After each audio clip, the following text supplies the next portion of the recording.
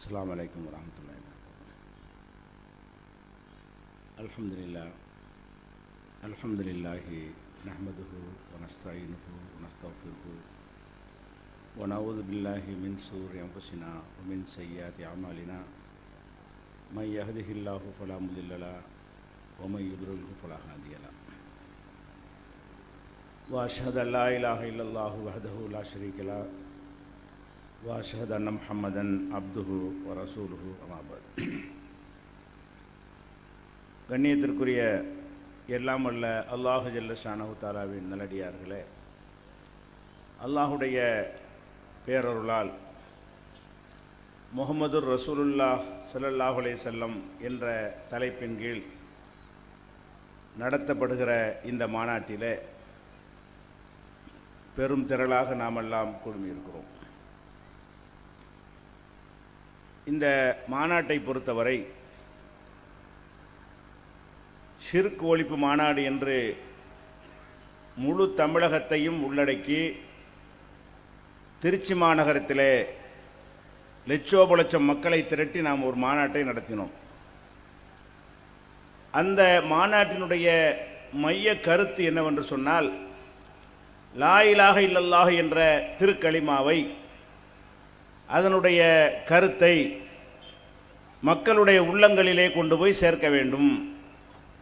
அல்லாஹுவை தவிர யாரும் வணக்கத்திற்கு உரியவன் கிடையாது என்பதை சந்தேகத்திற்கு இடமில்லாத வகையிலே மக்களிடத்திலே கொண்டு போய் சேர்க்க வேண்டும் என்பதற்காகத்தான் ஷிர்க் ஒழிப்பு மாநாடு என்ற பெயரிலே ஒரு மாநாட்டை நடத்தினோம்.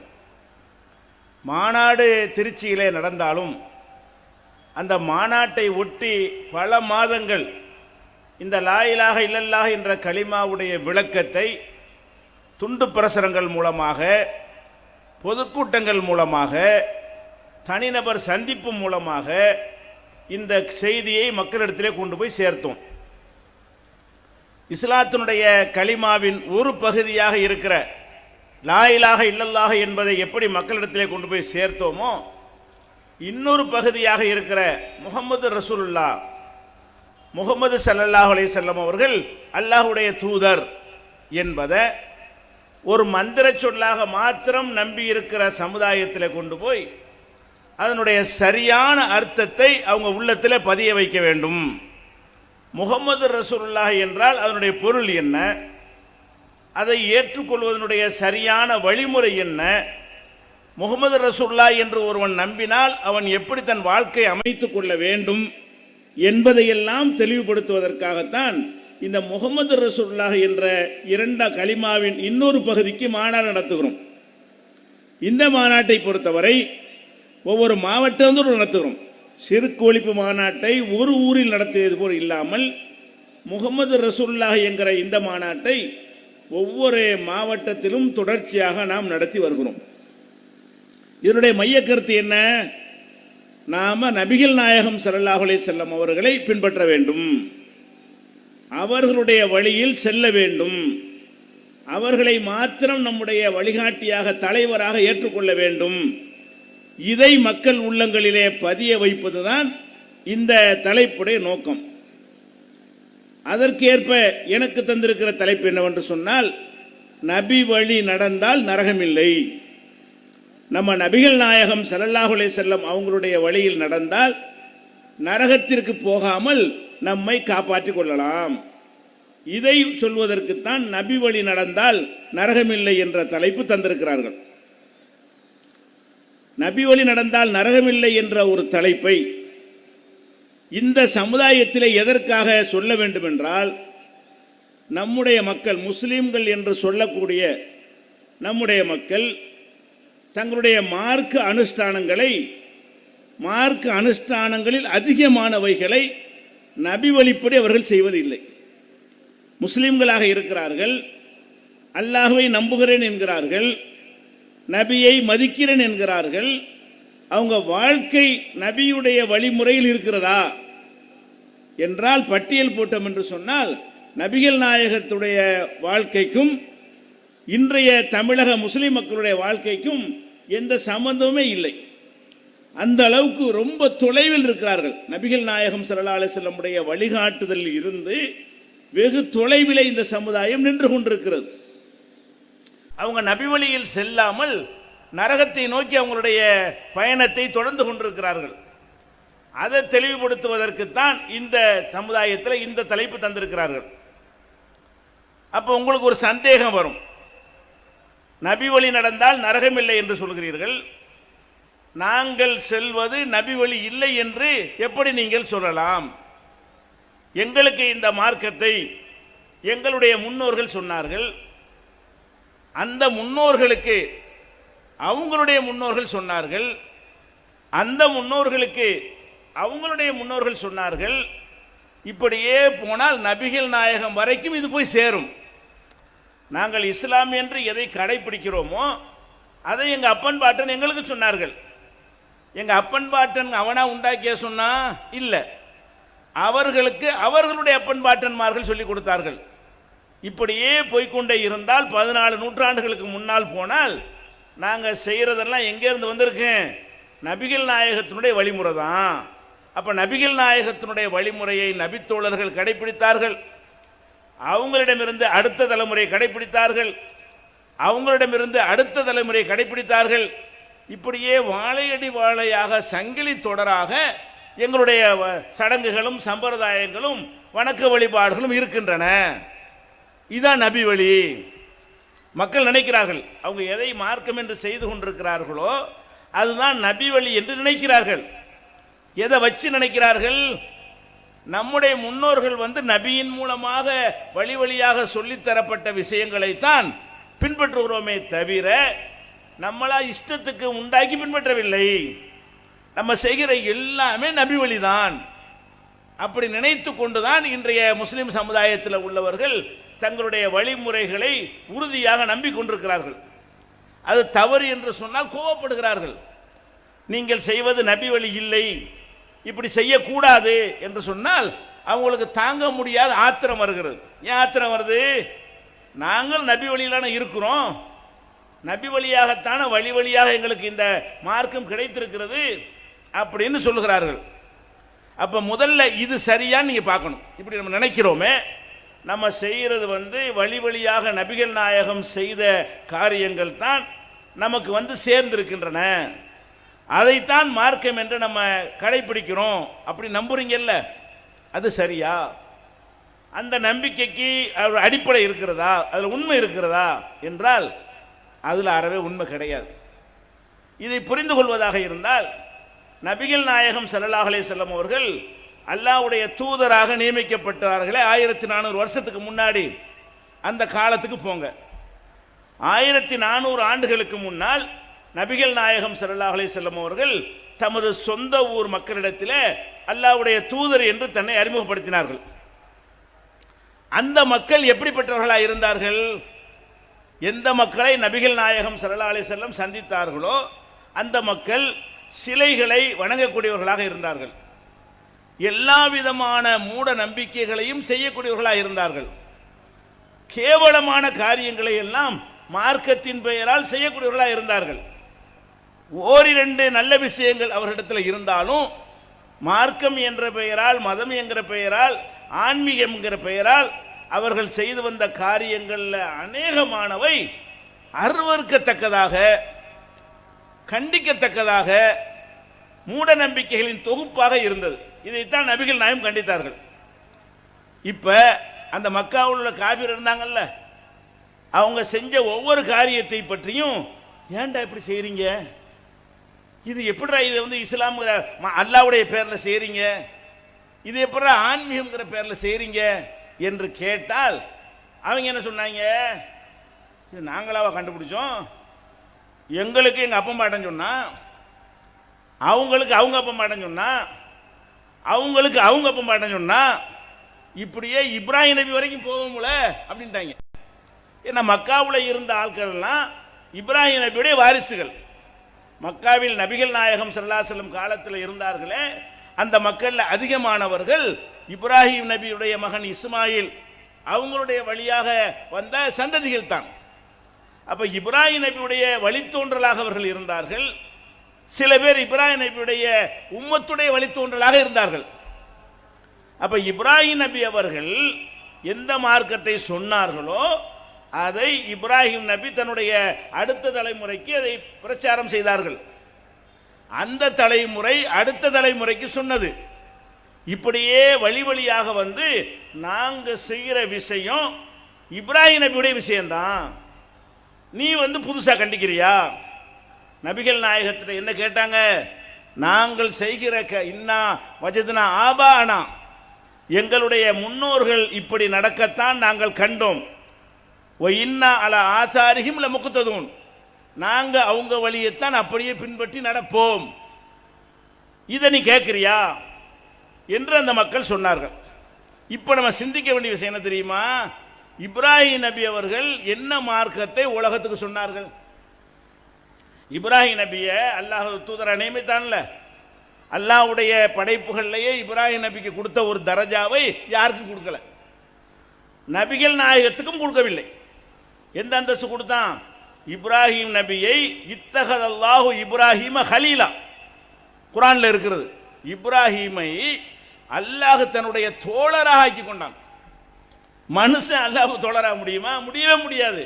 இவரை மட்டும் அல்லாஹ் ஆக்கிக்கிட்டான். இத்தகதல்லாஹு இப்ராஹிம ஹலீலா, இப்ராஹிமை அல்லாஹ் வந்து ஹலீலாக, ஹலீல்னா ஃப்ரெண்டு, நண்பனாக ஆக்கி கொண்டான். அப்ப இப்ராஹிம் நபிக்கு அல்லாஹ் கொடுத்த பட்டம் என்ன? நண்பன், தோழன். அப்ப அல்லாஹ்வுடைய நெருங்கிய தோழன் என்கிற ஒரு பட்டத்தை இப்ராஹிம் நபிக்கு அல்லாஹ் கொடுத்தான். அந்த இப்ராஹிம் நபி அவர்களுக்கு எந்த அளவுக்கு அருள் செஞ்சிருக்கிறான்னு கேட்டா, நம்ம தொழுகிறோம்ல, தொழுகையில் அத்தஹியாத் ஓதுறோம்ல, அதுல ஒரு துவா செய்கிறோம். அத்தஹியாத்துல ஒரு துவா செய்கிறோம். என்ன செய்கிறோம்? அல்லாஹும்ம சல்லி அலா முஹம்மதின் வ அலா ஆலி முஹம்மதின் கமா சல்லைத்த அலா இப்ராஹிம். இறைவா, இப்ராஹிம் நபிக்கு அருள் புரிந்தது போல எங்க நபி முகமதுக்கு அருள் புரிவாயான்னு கேட்கிறோம். ரசூலுல்லாஹ்வுக்கு துஆ செய்யும் போது கூட யாரை வச்சு கேட்கிறோம்? இறைவா, இப்ராஹிம் நபிக்கு எப்படி அருள் புரிந்தாயோ அந்த மாதிரி முகமது நபிக்கு அருள் புரிவாயாக. அப்ப முகமது நபியை விட அருள் யாருக்கு அதிகம்? இப்ராஹிம் நபிக்கு அதிகம். அப்ப இப்ராஹிம் நபிக்கு செஞ்ச மாதிரி எங்க நபிக்கும் செய்வாயாக என்று ஒவ்வொரு தொழுகையிலும் நம்ம துஆ செய்கிறோம் என்று சொன்னால், அவர் அல்லாஹ் எந்த இடத்தில் வைத்திருக்கிறான்? அவ்வளவு உயர்வான இடத்தில் வைத்திருக்கிறான். மறுமை நாளையில் அல்லாஹ் நம்மளை எல்லாம் எழுப்புவான். எழுப்பும் போது எல்லாம் நிர்வாணமாகத்தான் எழுப்பப்படுவோம். இப்ப ஆடை அணிந்திருக்கிறோம் இல்லையா, அந்த மாதிரி ஆடையெல்லாம் அல்லாஹ் தரமாட்டான். எழுப்பப்படக்கூடிய நேரத்தில் ஆணாக இருந்தாலும் பெண்ணாக இருந்தாலும் அத்தனை பேரும் நிர்வாணமாக எழுப்பப்படுவார்கள். ஏன்? நம்ம பிறக்கும் போது நிர்வாணமாகத்தான் பிறக்கிறோம். இதெல்லாம் பின்னாடி சேர்ந்து கொண்டது. இந்த ஆடைகள் எல்லாம் பின்னாடி நம்மளா சேர்த்து கொண்ட விஷயங்கள். அதனால எந்த மாதிரி நீ பிறந்தாயோ படைக்கப்பட்டாயோ அந்த மாதிரி எழுப்புகிறேன் என்று அல்லாஹ் வந்து நிர்வாணமா எழுப்புறான். அப்ப கூட ஆயிஷா இதை கேட்கிறாங்க ரசூலுல்லாஹ்ட்ட, அல்லாஹ்வுடைய தூதர் நிர்வாணமா இருந்தா எப்படி? ஆண்கள் பெண்கள்லாம் கூட்டமா இருக்கும்போது நிர்வாணமா இருக்க இயலுமா? இது எப்படி நாங்க தாங்கிக் கொள்ள முடியும்னு கேட்கிறாங்க. அதுக்கு ரசூல் ஸல்லல்லாஹு அலைஹி வஸல்லம் என்ன பதில் சொன்னாங்க தெரியுமா? அதையெல்லாம் நினைச்சு பார்க்குற அளவுக்கு அந்த நிலைமை இருக்கு. அந்த கொடுமையும் அந்த வெப்பமும் அந்த கொடூரமும் அதை பார்க்கும்போது பக்கத்தில் எவன் நிற்கிறான்னு தெரியாது, அவன் ட்ரெஸ் போட்டிருக்கானான்னு தெரியாது, நிர்வாணமா இருக்கான் நிர்வாணமா இல்லாம இருக்கான்னு தெரியாது. என்ன ஆகுமோ? ஒரு சிங்கம் உங்களை விரட்டிக்கிட்டு வருது, ஓடுறீங்க, சட்டை கிழிஞ்சிருச்சு ஓடுறீங்க, அவ கையிலே ஊத்துருச்சு ஓடிக்கிட்டு இருக்கிறீங்க, ஜட்டிங் அழுது ஓடிக்கிட்டே இருக்கிறீங்க, எதுவும் தெரியாது. ஏன்? சிங்கத்தை தப்பிக்கணும். சிங்கத்திலேருந்து தப்பிச்சு போற வரைக்கும் நிர்வாணமா ஓடுனா கூட நாம் இப்ப நிர்வாணமா இருக்கிறோம் நினைப்பனா? அதான் முக்கியம். உயிரை காப்பாத்துறது முக்கியம். கடைசியா சிங்கத்தை தப்பிச்சிட்டோம் அப்படின்னு போய் ஆசுவாசப்படுத்தி உட்காரும் போதுதான் என்னடா சட்டையை காணா, என்னடா கையிலே காணா, அப்பதான் அவனுக்கு ஆபத்துக்கு வரும். ரசூல் ஸல்லல்லாஹு அலைஹி வஸல்லம் சொல்றாங்க, இதை விட மோசமாக அந்த மறுமையுடைய நிலைமை இருக்கும் பொழுது இதையா ஒருத்தன் பார்த்துக்கிட்டு இருப்பான் நிர்வாணத்தை அப்படிங்கிறாங்க. அப்ப நிர்வாணமாக எழுப்பப்பட்ட உடனே எல்லாருக்கும் ட்ரெஸ் எல்லாம் கொடுப்பாங்க. கொஞ்சம் எழுப்பும் போது மட்டும்தான் நிர்வாணம், கடைசி வரைக்கும் அப்படி இருக்க மாட்டாங்க. நிர்வாணமாக எழுப்பி அல்லாஹ் வந்து ஆடை தருவான். அதுல முத யாருக்கு தருவான் தெரியுமா? இப்ராஹிம் நபிக்கு. நபிகள் நாயகம் ஸல்லல்லாஹு அலைஹி வஸல்லம் சொல்றாங்க, அவ்வளுமை யுக்ஸா இப்ராஹிம் அலைஹிஸ்ஸலாத்து வஸலாம். முதல்ல ட்ரெஸ் அல்லாஹ் கொடுத்திருந்தா இப்ராஹிம் கூடிய அம்புட்டு மக்களே இருப்பாங்க. ஆதம்ல இருந்து ரசூலுல்லாஹ் வரைக்கும் நம்ம வரைக்கும் அங்கே நிற்போம். வா இப்ராஹிம் அல்லாஹ் அவ்வளோ மக்கள் மத்தியிலும் இப்ராஹிமை கூப்பிட்டு இந்த ஆடை உனக்கு தான் ஃபர்ஸ்ட். அப்போ முதலாக ஆடை அணிவித்து அவரை அல்லாஹ் கௌரவப்படுத்துகிறான் என்றால் அவர் எப்படிப்பட்ட அந்தஸ்தை அல்லாஹ் கொடுத்துருக்கிறான். அந்த இப்ராஹிம் நபி அவர்களால் தான் இப்போ நம்ம ஹஜ்ஜுக்கெல்லாம் போகிறோம், காபத்துல்லா அது கட்டப்பட்டது. அதுக்கு முன்னாடி ஆதம் அலைஹிஸ்ஸலாம் கட்டிட்டாங்க. அப்புறம் இடிஞ்சி சிதிலமாகி போய் அப்படி ஒரு அடையாளமே தெரியாமல் ஆன பிறகு இப்ராஹிம் நபிக்கு என்ன செஞ்சான் அல்லாஹ், இந்த இடத்தில் தான் முதல் ஆலயம் இருந்தது, அது சிதிலம் அடைந்து விட்டது, அதை நீயும் உன் மகனும் சேர்ந்து எழுப்பு அப்படின்னு அல்லாஹ் உத்தரவிட்டான். அந்த இடத்தை அல்லாஹ் காட்டி கொடுத்த உடனே ஆதம் அலைஹிஸ்ஸலாம் கட்டினாங்கல்ல அந்த காபா ஆலயம், அதை காட்டி கொடுத்த உடனே அந்த இடத்தில் இது யர்ஃபவு இப்ராஹிமுல் கவாயித மினல் பைத் வ இஸ்மாயில், இப்ராஹிம் அவர்களும் இஸ்மாயில் அவர்களும் சேர்ந்து அந்த காபத்துல்லா என்ற ஆலயத்தை எழுப்பினார்கள். எழுப்பும்போது என்ன செஞ்சாங்க, இறைவா ரப்பனா தகப்பல் மின்னா, இறைவா எங்களுடைய இந்த பணியை நீ ஒப்புக்கொள்வாயாக, உனக்காக இந்த ஆலயத்தை எழுப்பியிருக்கிறோம். யாருக்கு எழுப்பியிருக்கிறோம்? தொழக்கூடியவர்களுக்கும் தவாப் செய்யக்கூடியவர்களுக்கும் ஒரு இறைவனை வணங்குவதற்காகவும் எழுப்பியிருக்கிறோம் என்று அவர் துவா செய்கிறார். அப்ப காபத்துல்லா கட்டப்பட்டது எதுக்கு? ஒரு இறைவனை வணங்குவதற்கு. யாரால் கட்டப்பட்டது? அல்லாஹ்வுடைய அடியார்களில் அல்லாஹ்வுக்கு ரொம்ப நெருக்கமான முதலிடத்தில் இருக்கிறாரே அந்த இப்ராஹிம் நபியாலும் அவருடைய மகன் இஸ்மாயில் நபியாலும் கட்டப்பட்டது, ஒரு அல்லாஹ்வை வணங்குவதற்காக. அப்ப இப்ராஹிம் நபி அவர்கள் அல்லாஹ்வை வணங்குவதற்காக கட்டின அந்த காபத்துல்லாவில நபிகள் நாயகம் காலத்தில் 360 சிலை வந்துருச்சு. நபிகள் கட்டினது இப்ராஹிம் நபி, அல்லாஹ்வுடைய உத்தரவுப்படி கட்டப்படுது.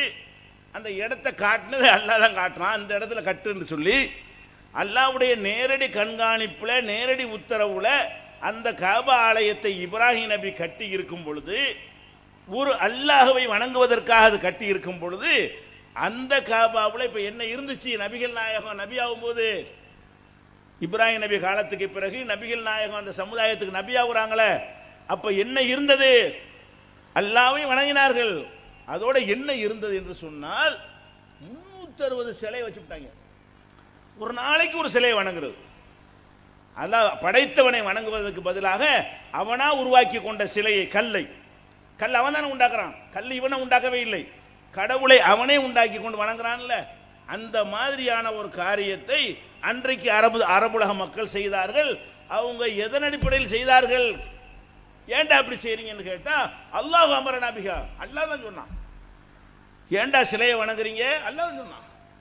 ஏண்டா காபத்துல்லாவை நிர்வாணமா தவாப் செய்றீங்க? காபாவை தவாப் செய்வான்ல, எப்படி செய்வான்?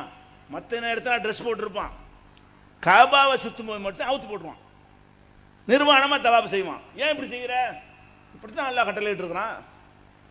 உனக்கு உன்ட கட்டளையிட்டானா? இப்படிதான் அத்தா சொன்னாரு, உங்க அத்தாக்கு அல்லாஹ் நேரடியாக சொன்னா, அவருக்கு தாத்தா சொன்னாரு, அவருக்கு அவர் குழு தாத்தா சொன்னாரு, இப்படியே போகுதுல இப்ராஹிம் நபி வரைக்கும் அப்படிங்கிறாங்க.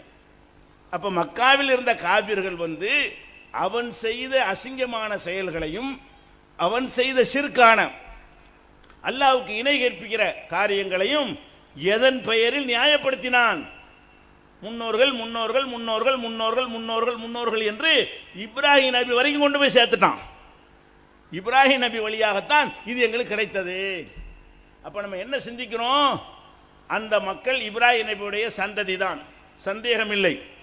அந்த காபா இப்ராஹிம் நபி கட்டியதுதான், சந்தேகம் இல்லை. ஒரு இறைவனை வணங்குவதற்காக மட்டும்தான் அது கட்டப்பட்டது, சந்தேகம் இல்லை. ஷிர்கை ஒழிப்பதற்காகத்தான் அந்த காபா ஆலயம் நிர்மாணம் செய்யப்பட்டது, சந்தேகம் இல்லை. அந்த கொள்கை ஏன் நபிகள் நாயகம் காலம் வரைக்கும் வரல? அவன் பிள்ளைக்கு சொல்லியிருப்பான், இப்ராஹிம் நபி அவங்க பிள்ளைக்கு சொல்லியிருப்பாங்க, அவங்க பிள்ளை இஸ்மாயில் அவங்க பிள்ளைக்கு சொல்லியிருப்பாங்க, அவங்க வந்து அவங்களுடைய பிள்ளைக்கு சொல்லியிருப்பாங்க. இப்படியே தொடர்ச்சியாக வந்து மார்க்கம் சேருமாக இருந்தால் ரசூலுல்லா காலத்திலையும் அந்த ஒரு இறைவனை வணங்கியிருக்கணும். அப்படி வழி வழியாக சரியான முறையில் மார்க்கம் வந்து சேர்ந்துரும் என்பது உண்மையாக இருந்தால், இப்ராஹிம் நபி என்ன நோக்கத்துக்கு அந்த நோக்கம் நபிகள் நாயகம் காலம் வரைக்கும் இருக்கணுமா இல்லையா? இருக்கல. அப்ப என்ன விளங்குது? ஆரம்பத்தில் அப்படி இருப்பாங்க, ஒரு 50 வருஷத்தில் ஒரு 2% குறைஞ்சு போயிடும், இன்னொரு 50 வருஷம் ஆகும்போது இன்னொரு 3% கழிச்சு போடுவாங்க. இன்னொரு 50 வருஷம் ஆகும்போது ஒரு 10% சேர்ப்பாங்க. அப்புறம் ஒரு 10 சேர்ப்பாங்க. அப்புறம் ஒரு 10 சேர்ப்பாங்க. கடைசியாக இப்ராஹிம் நபி கொண்டு வந்த மார்க்கம் தேடி பார்க்குற அளவுக்கு அரிசியில் கடலை கலக்கிறாங்கல்ல, ஒரு மூட்டை அரிசி இருக்கிறது, 100 கிராம் கடலை கலப்பான், தெரியாது. அப்புறம் 200 கலப்பான். அப்புறம் அரிசி மூட்டை எடைக்கு கலந்துருவான். 25 கிலோ 25 கிலோ கடலை கலப்பான். அதுக்கப்புறம் அதை விட ஜாஸ்தியாக கலந்துருவான். கடைசியில் பார்த்தா 200 கிலோவில் 175 கிலோ கல் இருக்கும், 25 கிலோ தான் அரிசி இருக்கும். அரிசியை பொறுக்கி எடுக்க முடியுமா? அப்படி ஆகிவிட்டாங்க. இப்ராஹிம் நபி கொண்டு வந்த மார்க்கம்ங்கிற அரிசியில் கொஞ்சம் கடலை சேர்த்து, அடுத்து வந்து அவன் பங்குக்கு கொஞ்சம் கடலை சேர்த்து, அடுத்து வந்து அவன் பங்குக்கு கொஞ்சம் கடலை சேர்த்து, இப்படியே சேர்த்து சேர்த்து சேர்த்து வந்தா என்னவாச்சு? கடைசியில் இப்ராஹிம் நபி கொண்டு வந்து எங்கே காணாம்? அதை விட மற்ற விஷயங்கள் அப்படி ஜாஸ்தியாக மூழ்கி விட்டது. எந்த அளவுக்கு என்றால் நபிகள் நாயகம் ஸல்லல்லாஹு சொன்னாங்க, ஹம்சும் மினல் ஃபித்ரா, 5 காரியங்கள் தான் இப்ராஹிம் நபி இதில் மிச்சமாக இருக்குது. அம்புட்டே அழிச்சு விட்டாங்க. இப்ராஹிம் நபியுடைய வழிமுறையில் இவங்க இப்போ செஞ்சுட்டு இருக்காங்க மக்காவில் உள்ள காபிரு. இதில் எது மிச்சமாக இருக்குன்னா 5 விஷயம் மிச்சமாக இருக்குது. என்ன மிச்சமாக இருக்குது? சுன்னத்து பண்ணி போகிறாங்க கரெக்டாக. பல் துளக்கிறது அரபியத்தில் இருந்துச்சு, அது கரெக்ட். இப்ராஹிம் நபி செஞ்ச மாதிரி செஞ்சாங்க. நகம் வெட்டுவாங்க, இந்த மாதிரியான அக்குள் முடிகள்லாம் நீக்கிறது. இந்த மாதிரி ஒரு 5 விஷயம்தான் இப்ராஹிம் நபிகிட்ட அப்படியே மிச்சமாக வந்திருக்கே தவிர, அது இயற்கையான முறையில் அப்படி தொடர்ச்சியாக வந்து கொண்டிருக்கே தவிர டோட்டலாக மாற்றிவிட்டானுவோ. அப்போ நம்ம சிந்திச்சு பார்க்க வேண்டும். இப்ராஹிம் நபி மூலமாக உருவாக்கப்பட்ட அறிமுகப்படுத்தின இந்த மார்க்கத்தில் அவங்களுடைய வழித்தோன்றல்கள் மத்தியில் வந்து சேரும் பொழுது அதே வடிவத்தில் வந்ததா? இல்லை. எது வந்தது?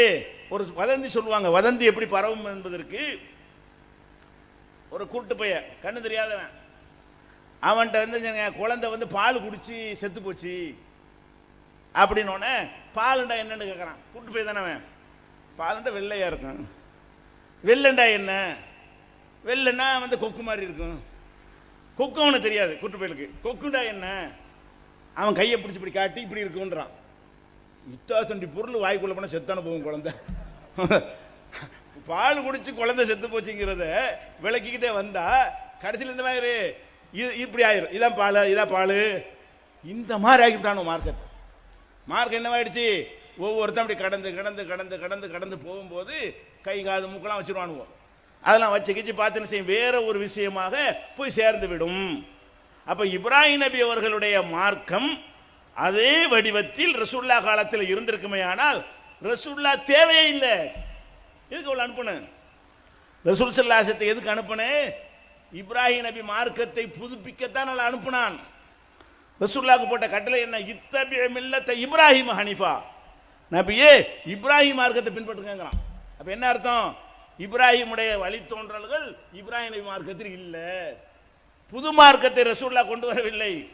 அந்த மக்கள்கிட்ட சொல்லும் குர்ஆனை எடுத்து பார்த்தீங்கன்னா இந்த விஷயத்தை பல இடங்கள் எல்லாம் சொல்றான். இத்தபியூ மில்லத்த இப்ராஹிம் ஹனீஃபா, இப்ராஹிமுடைய மார்க்கத்தை நீங்கள் எல்லாரும் பின்பற்றுங்கள். இப்ராஹிம் எந்த ஓரிரை கொள்கைக்கு பாடுபட்டார்களோ, இறைவனை மாத்திரம் வணங்குவதிலே உறுதியை கடைபிடித்தார்களோ, அந்த வழிமுறையை நபியை நீங்கள் பின்பற்றுங்கள், உம்மத்துகளை நீங்களும் பின்பற்றுங்கள்.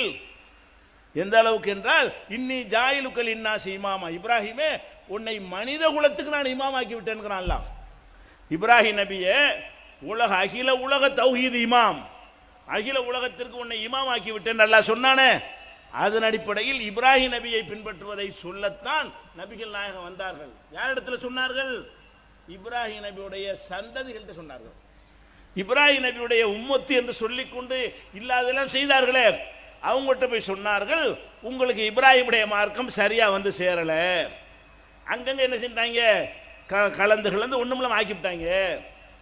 அப்ப இப்ராஹிம் நபி உண்டாக்குன ஒரு மார்க்கம் முதல் ஆலயத்தில் ஒரு 360 சிலை வைக்கும் அளவுக்கு மாறும் என்று சொன்னால், நபிகள் நாயகம் உண்டாக்குன கொண்டு வந்த மார்க்கம் அப்படி வந்து சேர்ந்துருமா உங்களுக்கு? அது மாறின மாதிரி இது மாறலாம்லங்க. இப்ராஹிம் நபி உம்மத்துகள் எப்படி ஒருத்தனா மாற்றி மாற்றி மாற்றி மாற்றி மாற்றி மாற்றி வேற மார்க்கத்தை கொண்டு வந்து இப்ராஹிம் நபி பேரில் பயன்படுத்தினானோ அந்த மாதிரி தான் நபிகள் நாயகம் ஒன்று சொன்னார்கள், அது அப்படியே அடுத்த தலைமுறைக்கு வரவில்லை. கொஞ்சம் கூட்டினா கொஞ்சம் குறைச்சிக்கிட்டான். அடுத்த தலைமுறைக்கு அப்படி வரவில்லை, அதில் கொஞ்சம் கூட்டி குறைச்சான். அடுத்த தலைமுறைக்கு அப்படி வரவில்லை, கூட்டினா குறைச்சான். இப்படியே தலைமுறையா 1400 வருஷம் கடந்து வரும் பொழுது பார்த்தா தேட வேண்டி இருக்கிறது. எப்படி மக்கா காபிர்கள்ட்ட இப்ராஹிம் நபியுடைய வழிமுறை இருக்குதான்னு தேட வேண்டி இருந்ததோ, அந்த மாதிரி இன்றைக்கு வாழுகிற முஸ்லீம்கள்ட்ட போய் பார்த்தோம்னா முகமது ரசூலுல்லாஹ்ங்கறாங்க, முகமதே காணா. ஒண்ணுமே முகமது நபி சொன்ன மாதிரி இல்லை. இவங்களுடைய தொழுகை, இபாதத்து, வணக்கம், கொள்கை, கோட்பாடு எதுவுமே முகமது நபிக்கு சம்பந்தம் இல்லை என்கிற அளவுக்கு மாறி இருக்கிறார்கள். சில விஷயங்கள் வரும், இதுவரை அப்படி எல்லாம் அழிச்சிட முடியாது. சில விஷயங்கள் அப்படி வந்து சேர்ந்து இருக்கிறது. உதாரணமா 5 வேளை தொழுகை, எல்லாருக்கும் 5 வேளை தானே. தௌஹீத் ஜமாத் 5 வேளை தானேங்க, சுன்னத் ஜமாத்துக்கு 5 வேளை தானே, 72 கூட்டத்துக்கும் 5 வேளை தானே. அது கரெக்டாக வந்திருக்குது. 5 வேளை தொழுகைங்கிறது ஒரே மாதிரியாக வந்திருக்கு, எல்லாத்துக்கும் வந்துருச்சு. சில விஷயங்கள் கரெக்டாக வந்து சேர்ந்துருச்சு. லோஹருக்கு 4, அசருக்கு 4, இஷாவுக்கு 4, மகரிபுக்கு 3, சுபுக்கு 2, அந்த ரக்காத் கரெக்டாக வந்துருச்சா? நமக்கு அது அவனுக்கு தானே, எல்லாருக்கும் அதுதானே. சில விஷயங்கள் கரெக்டாக வந்திருக்கிறது. எது கரெக்டாக வந்திருக்கிறதோ அதை எடுத்துக்கிற வேண்டியதுதான். எல்லாம் கரெக்டாக வந்திருக்குதா? நம்ம செய்கிற அனைத்தும் அப்படியே சரியான முறையில் கடத்தப்பட்டு வந்திருக்கிறதா? வரல, வராது. அப்படி வரும் என்று நம்புவது மடத்தனம். அதுக்கு தான் அல்லாஹ் திருக்குறான்ல இதை வார்த்தை கேட்குறான்னு செய்யறான். உங்கள் முன்னோர்கள் அவ்வளவுக்கான ஆபாவும் லா யாக்கிலுன செய்யன் வலாயகத்ததும், அல்லாஹ் அருளியதை நோக்கி வாருங்கள், ரசூலை நோக்கி வாருங்கள் என்று இவர்களுக்கு சொல்லப்பட்டால் என்ன சொல்றாங்க? எங்கள் முன்னோர்கள் வழியைத்தான் பின்பற்றுவோம் என்கிறார்கள். அதுக்கு அல்லாஹ் ஆன்சர் பண்றான், அவ்வளவுக்கான ஆபாவும், இவங்களுடைய முன்னோர்கள் லா யாக்கிலுன செய்யன் வலாயகத்ததும், ஒன்றையும் விளங்காமல் இருந்தாலும் நேர்வழி பெறாமல் இருந்தாலும் அவங்கள பின்பற்றுவீங்களா? உங்க முன்னோரை பின்பற்றிக்க, நேரு வழியில் இருந்தாரான்னு பார்த்து பின்பற்று. முன்னோர்களை பின்பற்றிக்க, அறிவோட செயல்பட்டாரான்னு பார்த்து பின்பற்று. லோகர் 4 ரக்காத்தா பின்பற்றிட்டு போ, கரெக்டாக சொல்லியிருக்காரு. 5 வேளை தொழுகையா கரெக்டாக சொல்லியிருக்காரு. ரமலான்ல நோன்பு, ஷாபான்ல நோன்புக்கு சொல்லல, கரெக்டாக சொல்லியிருக்காரு. அப்போ உங்களுடைய முன்னோர்கள் லா யாக்கிலுன செய்யன், ஒன்றையும் விளங்காமல் இருந்தால், வலா யஹ்ததுன், நேர்வழி பெறாமல் இருந்தால் அப்பவும் பின்பற்ற போறீங்களா? அப்ப மேட்ரு என்ன? முன்னோர்களுடைய வழியாக நமக்கு மார்க்கம் வறுமையானால் நம்ம சிந்திக்கணும். என்ன சிந்திக்கணும்? இது கரெக்டா வந்திருக்குதா? நம்ம செய்கிற விஷயம் நபி தேர்ந்து தான் வந்ததா, இடையில கலந்து விட்டதா? நபி சொல்லிதான் கரெக்டா சேர்ந்திருக்கிறதா, இடையில நம்ம இஷ்டத்துக்கு இருந்தா கலந்து விட்டாங்களா என்று பரிசீலிக்கணும். விளங்குதா இல்லையா? ரசூலுல்லாஹ்வுடைய மார்க்கம் நம்ம சொல்லி கொண்டாலும் அது சரியா வந்திருக்கான்னு பரிசீலிக்கணுமா இல்லையா? நபிகள் நாயகத்துக்கு முன்னாடி எல்லாம் பல நபிமார்கள் அனுப்பப்பட்டாங்கல்ல. எதுக்கு பல நபி அனுப்பணும்? ஒரு நபி அல்ல அனுப்புறான், அவர் நேர் வழியை காட்டியிருப்பாரு, அவர் பிள்ளைகளுக்கு சொல்லுவாரு, அவர் அவர் பிள்ளைக்கு சொல்லுவாரு, அவர் அவர் பிள்ளைக்கு சொல்லுவாரு, கரெக்டாக தான் வரும். அப்படின்னா வேற நபி ஏன் வரணும்? நபி அல்ல ஏன் தொடர்ச்சி அனுப்புறான்? நபிமார்களை தொடர்ச்சியா அனுப்புவது உங்களுக்கு என்ன செய்தியை சொல்லுகிறது? முந்தி சொன்ன நபியுடைய வழியை மாத்திட்டான். எதனால வேற நபி வர வேண்டி இருக்கிறது? இல்லாட்டி ஆதமே போதுமே. ஆதமுக்கு மேல ஒரு ஜீனியஸா? நம்ம அத்தா ஆதம் இருக்காரு பாவா, அவருக்கு மேல ஒரு அறிவாளியா? எல்லாத்தையும் கற்றுக் கொடுத்தான் அல்ல. அல்லம ஆதம் அல்ல அஸ்மா குல்லஹா, ஆதமுக்கு அத்தனை விஷயங்களையும் அல்லாஹ் கற்றுக் கொடுத்து விட்டான். அப்படிப்பட்டவரை அல்லாஹ் தூதராக இறக்குறான்ல. இறக்கும் போது என்ன சொன்னான்? இம்மா யாத்தி என்னக்கும் மின்னி ஹுதன், என்னிடமிருந்து உனக்கு நேர்வழி வரும். அல்லாஹ் சொல்றான். ஆதம் அலைஹிஸ்ஸலாம் தப்பு செஞ்ச உடனே கீழே போண்டான்ல, கீழே இறக்கும் போது ஆதம் நபிக்கு அல்லாஹ் சொல்லுகிறான், இம்மா யாத்தி என்னக்கும் மின்னி ஹுதன், என்னிடமிருந்து உனக்கு நேர்வழி வரும்.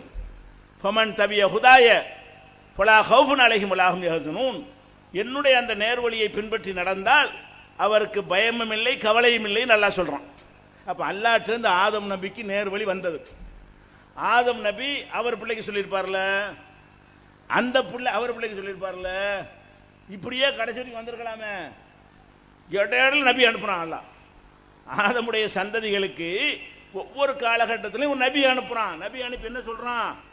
உங்க ஆதம் ஒளி உங்கள்கிட்ட இல்லை, ஆதமுக்கு கொடுத்தெல்லாம் மாற்றிவிட்டானுவ, சரியான முறையில் உங்களுக்கு வந்து சேரலை, அதனால் அல்லாஹ் என்னைய தூதராக்கி இருக்கிறான், இதுதான் அல்லாஹ்வுடைய வழின்னு ஒரு நபி சொல்றார். அப்ப இவ்வளவு நபிமார்கள் வந்தது உங்களுக்கு சொல்லுகிற செய்தி என்ன? ஒரு நபி சொன்ன போதனை பாதுகாக்கப்பட்டு இருந்தால் அடுத்த நபிக்கு என்ன வேலை? அந்த நபி எல்லாம் ஒரே விஷயத்தான் சொல்ல போறாங்க, எல்லா நபி அல்லாஹ் வணங்க சொல்ல போறாங்க, எல்லா நபி இறைவனுடைய சட்டங்களை மக்களுக்கு சொல்ல போறாங்க. அந்த ஒரு நபியின் மூலமாக வழங்கப்பட்ட சட்டம் தொடர்ச்சியாக பாதுகாக்கப்படும் என்று இருந்தால், ஒவ்வொரு சந்ததிகளுக்கும் அந்த மார்க்கம் அப்படியே வருமாக இருந்தால், இன்னொரு நபி தேவையா? பல நபிமார்களை இதுக்கு அனுப்புறான். அடி உத வாங்கி சும்மா அனுப்பு, நபிமார் அனுப்பு சும்மா சின்ன விஷயமா? ஒவ்வொரு நபி அனுப்பும் போது அடிச்சு பின்னுனாங்க, கொலையும் பண்ணுனாங்க, நாடு கடத்தினாங்க, ஊரை விட்டு விலக்கி வச்சாங்க, பலவிதமான துன்பங்களுக்கு உள்ளாக்குனாங்க. அவ்வளவு சேஞ்சா இருந்திருக்கு. இந்த நபி வந்து சொன்னதற்கும் அந்த மக்கள் சொன்னதற்கும் எந்த சம்பந்தமும் இல்லை. ஓரளவு நெருக்கமா வந்து அடிச்சிருப்பானா? அதையே சொல்லியிருந்தா உதச்சிருப்பானா? அதையே சொல்லியிருந்தா நாடு கடத்திருப்பானா? நபி சொல்றாரு, அடே நீங்க நபியுடைய முந்தைய நபியுடைய மாத்தி விட்டீங்கடா. எப்படி மாத்தி விட்டீங்க? மொத்தமா மாத்தி விட்டீங்க. கோபம் அவனுக்கு, எங்களுடைய வழிமுறையெல்லாம் மாத்திருக்கு வந்துட்டியா அப்படின்னு சொல்லிட்டு அடிச்சாங்க. இவ்வளவு வெறுப்பும் கோபமும் நபிமார்கள் மீது அந்த மக்களுக்கு வருமாக இருந்தால், அப்ப நபிமார்கள் என்னத்தை சொன்னார்கள்? அந்த மக்கள்கிட்ட உள்ள அத்தனையும் எதிர்த்தார்கள். அப்ப அந்த மக்கள்கிட்ட உள்ள அத்தனையும் என்ன இருக்கு? மாறி இருக்கிறது. இப்ப முந்தைய நபி சொன்ன வழிமுறையை மாத்திட்டாங்க. அப்ப இவ்வளவு நபிமார்கள் அனுப்பப்பட்டது நமக்கு சொல்ற ஒரே செய்தி என்ன? அல்லாஹ்வுடைய மார்க்கம் வழி வழியாக சரியாக வந்து சேராது. மாறித்தான் வரும், கூடித்தான் வரும், குறைந்துதான் வரும், சிதைக்கப்பட்டுத்தான் வரும். சிலது சரியாக வந்து சேரும், சிலது சரியாக வந்து சேராது. அப்ப இப்படி வருமாக இருந்தால், அந்த காலத்தில் ஒரு நபிக்கு அப்புறம் வேற ஒரு நபியை அனுப்பி எல்லாம் கரெக்ட் பண்ணிடுவான். நம்ம என்ன செய்யறது? இப்ப நபி அனுப்பினால 1400 வருஷம் நபி யாரா வந்தாங்களா? நபிகள் நாயகம் மரணித்த பிறகு 13 நூற்றாண்டுக்கு முன் நபி வந்தாங்களா? 12 நூற்றாண்டுக்கு முன் நபி வந்தாங்களா? 1000 வருஷத்துக்கு பிறகு நபி யாரா வந்தாங்களா? 500 வருஷத்துக்கு முன்னாடி நபி வந்தாங்களா? போன நூற்றாண்டில் யாரா வந்தாங்களா? இப்போ யாரா வந்தாங்களா? இனி யாரா வருவாங்களா? வரமாட்டாங்க. அப்ப நபிகள் நாயகத்தை எல்லாம் அனுப்பிட்டான்னு சொன்னா, இதில் மாற்றம் ஏற்பட்டால் என்ன செய்வது? அதுக்கு முந்தி மாற்றம் ஏற்பட்டால் நபி பார்த்துக்கிடுவாங்க. நபிகள் நாயகம் காலத்திற்கு முன்னாடி ஒரு சமுதாயம் நபியுடைய போதனையை புறக்கணித்து விட்டு இஷ்டத்திற்கு நடக்க ஆரம்பித்தார்களே, ஆனால் அவர்களை திருத்த வேற நபி வருவார். அவர் அல்லாஹ்வுடைய கண்காணிப்பில் இருந்து சரியாக அந்த மக்களை வழிநடத்துவார். அது இப்ப இல்லை. இந்த மாதிரியான வாய்ப்பு இல்லை, நமக்கு கிடையாது. அப்ப நபிகள் நாயகம் அவர்கள் சொன்ன விஷயம்தான் நமக்கு வந்திருக்குதா? சொல்லாததும் வந்திருக்கிறதா? சொன்னதெல்லாம் நீங்கி விட்டதா? நீங்காமலும் இருக்கிறதா? இப்படின்னு கண்டுபிடிச்சா தானே ஃபில்டர் பண்ண முடியும். அதுக்கு அல்லாஹ் என்ன பண்ணிவிட்டான்னு சொன்னா, நபி அனுப்ப மாட்டான்ல, அதுக்கு அல்லாஹ் ஒரு கேரண்டி தரனா? நபி அனுப்பாட்டி என்னப்பா, நபி கொண்டு வந்தார்ல, அதை பாதுகாத்து வச்சிருக்கிறேன். இன்னா நஹ்னு நஸல்னா திக்ர வ இன்னா லஹு லஹாஃபிதூன். இந்த போதனையை, குர்ஆனை நாமே இறக்கினோம், நாமே பாதுகாப்போம். நபி இருக்கு தேவையில்லை. நபி இல்லாவிட்டாலும் குர்ஆன் அப்படியே வந்திருக்கா இல்லையா? இப்போ நமக்கு எது குர்ஆனு? ஒரு குர்ஆனை காட்டுறோம். சுன்னத் ஜமாத்துக்கு எது குர்ஆனு? அதான். அமெரிக்காக்காரனுக்கு எது குர்ஆனு? அதான் குர்ஆனு. போன நூற்றாண்டுக்கு எது குர்ஆனு? அதான் குர்ஆனு. சவுதிக்கு எது? அதான் குர்ஆனு. ஒரு 1000 வருஷத்துக்கு முந்தைய இதான் குர்ஆனு. அப்ப குர்ஆனை அல்லாஹ் இறக்குனானே, அந்த குர்ஆனை 14 நூற்றாண்டாக அப்படியே கொண்டாந்து அல்லாஹ் சேர்க்கிறான். என்னென்னத்தையே மாத்தினானுவோ, குர்ஆனை மாற்ற முடியல. எவ்வளவோ சீர்கட்டு சிற்கை வச்சு இஸ்லாத்தில் நுழைச்சிட்டாங்க. அல்லாஹ் வணங்குற மார்க்கத்தில் கபூர் வணக்கத்தையும் சிலை வணக்கத்தையும் கூட கொண்டு நுழைத்தார்கள். படத்தை வைத்து வணங்கினார்கள். அப்படியெல்லாம் செய்த இந்த சமுதாயத்தில் உள்ள நம்ம முப்பாட்டன்மார்கள் குர்ஆனை மாத்தல, வேற குர்ஆனை தந்திருக்கலாம்ல. அல்லாஹ் அவன் பாதுகாத்தன்னு சொன்னதுனால அதுல கை வைக்க முடியாம ஆகிவிட்டான். அப்ப நபிகள் நாயகம் ஸல்லல்லாஹு அலைஹி வஸல்லத்துக்கு எந்த குர்ஆனை அல்லாஹ் அருளினானோ அந்த குர்ஆனை இன்றைக்கு அப்படியே நமக்கு இருக்கிறது. இப்ப நம்ம கையில் வச்சுக்கிறோமே, இதே மாதிரி தான் இந்த எழுத்து மாதிரி இருக்கிறது. ரசூலுல்லாஹ் காலத்தில் இருந்த எழுத்து வேற, இப்போ உள்ள எழுத்து வேற. ஓசை மாறவில்லை, அவர்கள் எழுத்தை வைத்து அல்ஹம்துலில்லாஹி ரப்பில் ஆலமீன் படிப்பாங்களா? நீங்க உங்க எழுத்தை வச்சு அல்ஹம்துலில்லாஹி ரப்பில் ஆலமீன் படிப்பீங்க. ரெண்டு எழுத்து வேற வேறையா இருக்கும். அவங்க எழுத்துக்கள் பல மாற்றங்கள் அடைஞ்சதுனால நமக்கு வாசிக்க முடியாமல் போய்விடும். பழங்கால தமிழ் உங்களுக்கு வாசிக்க முடியுமா? திருக்குறள் இருக்கு, இப்போ ஒரு சைஸா எழுதி வச்சுக்கிறான், வாசிக்கிறீங்க. இதே திருக்குறள் திருக்குறள் வள்ளுவர் காலத்தில் எழுதினார்ல, அது இருக்குது இன்னமும். தஞ்சாவூருக்கு போனீங்கன்னா சரஸ்வதி மஹால்னு ஒன்று இருக்குது, அதில் ஒரு பெரிய நூலகம் இருக்குது. அதில் போய் பார்த்தீங்கன்னா வள்ளுவருடைய திருக்குறளை வச்சிருக்கிறான், கண்ணாடி பெட்டில் விரித்து வச்சிருப்பான். ஊத்து பார்த்தா நமக்கு வழங்காது, நம்ம பாஷையே இருக்காது. அது ஏன்? அந்த காலத்து எழுத்து வேற, இந்த காலத்து எழுத்து வேற. ஆனால் அந்த காலத்து எழுத்தை அறிந்தவர்கள் இருப்பார்கள்ல, அவர்களை வாசிக்க சொன்னா அகர முதல எழுத்தெல்லாம்னு வாசிப்பான். நம்மள்ட்ட உள்ள திருக்குறளை வச்சு நம்ம என்ன செய்வோம்? அகர முதல எழுத்தெல்லாம்னு வாசிப்போம். அப்ப எழுத்துக்கள் மாறினாலும் அந்த ஓசை மாறக்கூடாது இல்லையா? அந்த மாதிரி குர்ஆனுடைய எழுத்து பல பல மாற்றங்களுக்கு உள்ளாகி வந்திருக்கிறது, அரபி எழுத்து. ஆனால் அந்த உச்சரிப்பு மாறவில்லை. ஏன்னா அல்லாஹ் எழுதி தரல, குர்ஆனை எழுதியாதான் தான் டெய்லி ஒரு பேப்பராக கொடுத்துருப்பார் ஜிப்ரீல். எழுதி கொண்டது மனுஷனுடைய வேலை. ஓதி காட்டினார் ஜிப்ரீல், ஓதி காட்டினார். அவர் என்ன மாதிரி ஓதி காட்டினாரோ அப்படியே இப்போ நம்ம ஓத முடிகிறது. குர்ஆன் பாதுகாக்கப்பட்டிருக்கிறது. அப்போ நமக்கு என்ன வழி இருக்குன்னா, நபிமார்கள் வராவிட்டாலும், இனிமேல் எந்த நபியும் வராவிட்டாலும், இப்போ நம்ம மக்கள் செய்கிறது சரியா என்று பார்ப்பதற்கு குர்ஆனை எடு, வாசி, இவனையும் பாரு, ரெண்டை கம்பேர் பண்ணி பாரு, சரியாண்டு கண்டுபிடிச்சிடலாமே. குர்ஆன் பாதுகாக்கப்பட்டிருக்கிற காரணத்தினால் இவர்கள் எது நபி வழியில் கரெக்டாக இருக்கிற விஷயம், எது நபி வழி இல்லாமல் அவனா சேர்த்துக்கிட்ட விஷயம் அப்படிங்கிறத கண்டுபிடிப்பதற்கு அல்லாஹ் இந்த குர்ஆனை பாதுகாத்து தந்திருக்கிறான். குர்ஆனை மட்டும் பாதுகாக்கவில்லை, நபிகள் நாயகத்தினுடைய விளக்கம் இருக்குதுல்ல, குர்ஆனுக்கு விளக்கமாக வாழ்ந்தார்கள்ல, அதையும் ஓரளவுக்கு எல்லாம் அணிஞ்சிருக்கிறான், பாதுகாத்து வைத்திருக்கிறான். பல பேர் இட்டு கட்டினாலும் கூட விட்டு அடித்தாலும் சரியான செய்தி எது என்று கண்டுபிடித்து அதையும் நம்ம இடத்தில் அல்லாஹ் கொண்டு வந்து சேர்த்து விட்டான். ரசூலுல்லாஹ் எப்படி தொழுதார்கள், பாதுகாக்கப்பட்டிருக்கிறது. ரசூலுல்லாஹ் எப்படி நோன்பு வைத்தார்கள், பாதுகாக்கப்பட்டிருக்கிறது. ரசூலுல்லாஹ் என்னென்ன அறிவுரை சொன்னார்கள், பாதுகாக்கப்பட்டு இருக்கிறது. அப்போ குர்ஆனையும் நபிகள் நாயகத்துடைய விளக்கத்தையும் 14 நூற்றாண்டாக அல்லாஹ் பாதுகாத்துக்கிட்டே வர்றான். குர்ஆன்ல அறவே கை வைக்க முடியல, ஹதீஸில் அங்கே கை வச்சாங்க. கை வச்சாலும் அதை எது கை வச்சது, எது ரசூலுல்லாஹ் சொன்னதுன்னு பிரித்தறியக்கூடிய அளவுக்கு அல்லாஹ் அதுக்கான ஏற்பாடுகளையும் செய்து பாதுகாத்து வைத்திருக்கிறான். இப்போ என்ன செய்யணும்? நம்ம சிந்திக்கணும். நம்ம அப்பன் சொன்னாண்டு சிலதை செய்கிறோம், நம்ம பாட்டன் சொன்னாண்டு சில காரியத்தை செய்கிறோம். இது ரசூலுல்லாஹ் சொன்னதுக்கு மாத்தமாக இருக்குது என்று ரெக்கார்டு மூலமாக தெரிய வந்தால் நீ என்ன செய்யணும்? இதான் கேள்வி. ரெக்கார்டு மூலமாக தெரிய வருகிறது, இது இல்லையே, நபி சொல்லலையே, நம்மளால செய்கிறோம். இப்போ நம்ம என்ன முடிவு வரணும்? இது இப்ராஹிம் நபி காலத்தில் இப்படி சிலையை வச்சாங்களோ அந்த மாதிரி கொண்டாந்து சேர்த்துக்கிட்டாங்க, தூக்கி எறிஞ்சிருவோம். இன்னும் சொல்ல போனால் இந்த முன்னோர் பக்தி இருக்குல்ல, முன்னோர் சொன்னால் கேட்கணுங்கிறது, அது மார்க்கத்துக்கு தான் வச்சுக்கிட்டு இருக்காங்க. துன்யாவுக்கு, துன்யா விஷயத்தில் எப்படி இருக்கிறிய? உங்கள் முன்னோர்கள்லாம் குடிசையில் வாழ்ந்தாங்க, சரியா? உங்களை எல்லாம் கோடீஸ்வரன் ஆகிவிட்டான். குடிசையில் இருப்பிய இல்லை, உங்கள் அத்தா குடிசையில் இருந்தார், உங்கள் தாத்தா குடிசையில், அவன் சோத்துக்கு இல்லாமல் இருந்தான், நானும் மாதிரி இருப்பேன், கேட்குறீங்களா இல்லையா? அப்போ உங்கள் அத்தா குடிசையில் இருந்தால் நீங்கள் குடிசையில் இருக்க மாட்டீங்க. ஏன்? எது நல்லதுன்னு யோசிப்பீங்க, எது வசதின்னு யோசிப்பீங்க. உங்கள் அத்தா மண்ணெண்ணெய் விளக்கில் வாழ்ந்துருப்பார், உங்கள் தாத்தா. நீங்கள் மண்ணெண்ணெய் விளக்குலையா வாழ்கிறீங்க, மின்சார விளக்கு வேணும் உங்களுக்கு. உங்கள் தாத்தா பாட்டி காலத்தில் கையினால தான் துணியெல்லாம் துவைச்சாங்க, உங்களுக்கு வாஷிங் மிஷின் வேணும். இல்லை, உங்கள் அத்தா அப்படி தான், உங்கள் பாட்டி அப்படி தானே செஞ்சாங்க. பாட்டி செஞ்சா கேட்குறீங்களா இல்லையா? உங்கள் பாட்டி அம்மிக்கெல்லாம் அரைச்சாங்க, இப்போ அரைக்க வேண்டியது தானே. எங்களுக்கு கிரைண்டர் வேணும். அதுலாம் முன்னர் பின்பற்ற மாட்டாங்களாம். துன்யா விஷயத்தை கவனமாக இருக்கிறான்.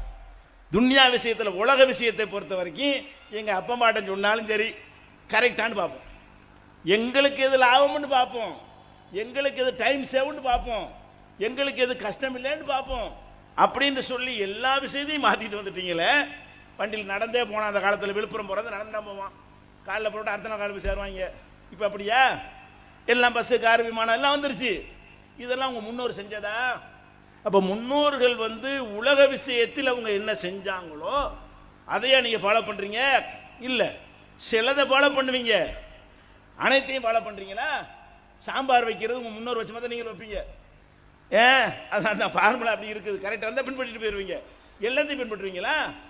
எல்லாத்தையும் பின்பற்ற மாட்டீங்க. பார்க்குறீங்க, இது பிரச்சனை இல்லை, இருந்துட்டு போகிறோம், இது நமக்கு சரி வராது, இது கஷ்டம், இது சிரமம், இது அவங்க 10 நாள் செஞ்ச வேலையை நம்ம ஒரு அரை மணி நேரம் செஞ்சிடலாமா இல்லையா?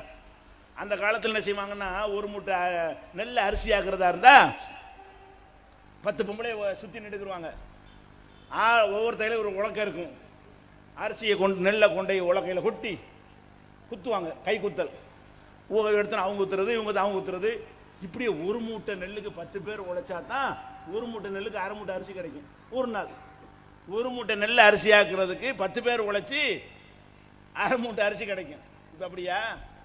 1000 மூட்டையை கொண்டு போட்டாலும் 10 நிமிஷத்தில் அரிசியாக வந்துடும். 1000 மூட்டையை கொண்டு மிஷினில் கொட்டினாலும் உடனே அரிசி ஆயிடுது. அப்போ அதில் நம்ம என்ன பண்ணுறோம்? அந்த காலத்தில் கிடைக்கல, அவனுக்கு இல்லை, நமக்கு எல்லாம் அறிவை தந்திருக்கிறான், வசதி தந்திருக்கிறான், வாய்ப்பை தந்திருக்கான், பயன்படுத்துறீங்கல்ல.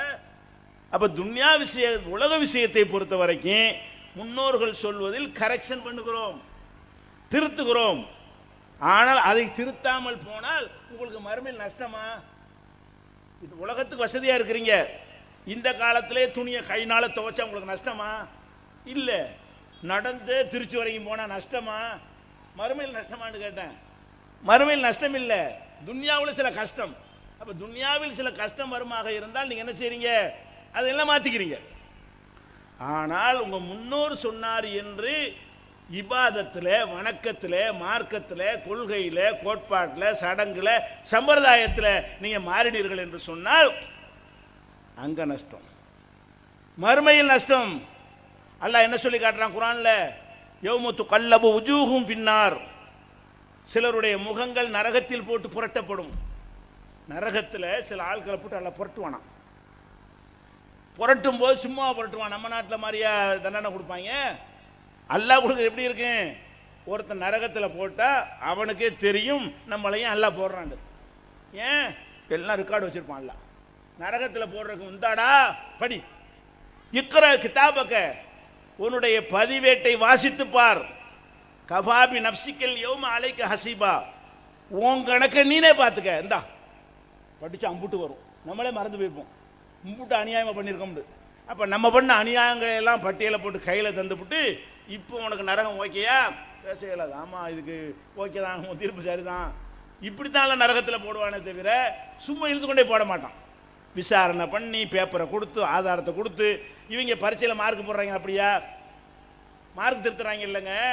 இவன் மார்க் எப்படி திருத்துறான்? குருட்டு பயிலுக்கெல்லாம் வேலை கொடுத்துட்றாங்க. ஊனமுற்றவர்கள் சொல்லி அவனை கொண்டே, அவனுக்கு கண்ணாடி எல்லாம் பார்க்க தெரியாது, அவன் திருத்துவான் மார்க். எப்படி திருத்துவான்? அப்படி தான் திருத்துவான், அவ்வளோதா. அப்போ மாணவன் என்ன எழுதிருக்கான்னு தெரியாது, அவன்லாம் திருத்த உட்காந்துட்டு இருப்பான். போடும், அவனுக்கு இறக்கம் காட்டுறாங்க, நம்ம வாழ்க்கை பாழாக்குறாங்க. குருடர்களுக்கு இறக்கம் காட்டுறவங்கிற பேரில் அவனையெல்லாம் மார்க் திருத்த வச்சிருக்காங்க. ஆசிரியராக தேர்வு செஞ்சு அவன்லாம் திருத்தினா இப்போ அரை குருடன் முக்கா குருடன் எப்படி திருத்துவான்? அப்படி திருத்துறாங்க. சில வாத்தியார் இருக்கான், பேப்பருக்கு எவ்வளோ காசு கொடுக்குறாங்களா, இப்படி வரிக்கு வரி பார்த்தா எத்தனை பேர் திருத்துறது பார்ப்பான். கேள்வியை திருப்பி எழுதி வச்சுருப்பாங்க, மார்க் போட்டுருப்போம். ஏன்? இது 4 வரி, 4 வரிக்கு 10 மார்க்கு, 3 வரி 7 மார்க்கு, 5 வரி எழுதிருக்கான் 2 மார்க்கை போடு. அது அவனை திட்டி எழுதியிருந்தாலும் சரி. அப்போ இதான் நீங்கள் பரிச்சை இப்படி எல்லாம் திருத்துவான். இங்கே உள்ள மார்க்கெல்லாம் இஷ்டத்தை விதம் செய்வாங்க.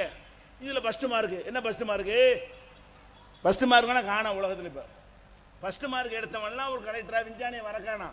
நார்மல் மார்க் வாங்கினவங்களாம் எங்கேயும் போயிட்டு இருக்கான். அவ்வளோங்களா? அந்த ஒரு நாள் பேப்பரில் ஸ்வீட்டு கொடுப்பாங்களா, அது ஒரு நாள் தான் டிவியில் வரும், அவ்வளோ முடிஞ்சு ஃபஸ்ட்டு மார்க். அப்போ நீங்கள் போடுற மார்க்கு மாதிரி எல்லா மார்க் போடுவான். அவன் அவ்வளோ அக்யூரேட்டாக மார்க்கை போட்டு இந்த பாரு. அப்போ நரகத்தில் போட்டவனே நரகத்தில் போயிட்டு அவன் சொல்லுவானா, என்ன சொல்லுவான்? யாழைத்தனா அத்தான அல்லாஹ் அத்தான ரசூலா, அல்லாஹ் சொன்னதை கேட்காம போயிட்டோமே, ரசூல் சொன்னதை கேட்காம போயிட்டோமே. இன்னா அத்தானா சாதத்தனாவ குபரானா, எங்களுடைய தலைவர்கள் பெரியார்கள் சொன்னதை கேட்டோமே. அலலுன சபீலா, எங்களை வழிகெடுத்து விட்டானுங்களே, எங்க முன்னோர்கள் சொன்னாங்கன்னு கேட்டோமே, அதன்படி வாழ்க்கை அமைத்து கொண்டோமே, எங்களை நரகத்தில் தள்ளிவிட்டாங்களேன்னு அப்போ புலம்புவானாம். விளங்குதா உங்களுக்கு? நம்ம அப்பன் சொன்னான் பாட்டன் சொன்னான் ஏதாவது செய்தீர்களே ஆனால் அது குர்ஆனில் இல்லை என்று தெரிய வந்தால் அந்த நிமிஷம் தூக்கி எறிய வேண்டும். அது நபி வழிக்கு மாற்றம் என்று தெரிந்தால் தூக்கி கடாச வேண்டும். குரானிலும் நபியிலும் இல்லாத விஷயங்கள் பிற்காலத்தில் உருவாக்கப்பட்டது என்று தெரிந்தால் அதை தூக்கி வீசி எறிய வேண்டும். அப்படி எரியவில்லை என்று சொன்னால் இதான் கதி. இது கதி. எங்கள் முன்னோர்களை பின்பற்றினோமே, எங்கள் தலைவர்களை பின்பற்றினோமே, எங்களை கொண்டாந்து இப்படி சேர்த்து விட்டாங்களே நரகத்தில், அப்படி மட்டும் சொல்ல மாட்டோமா?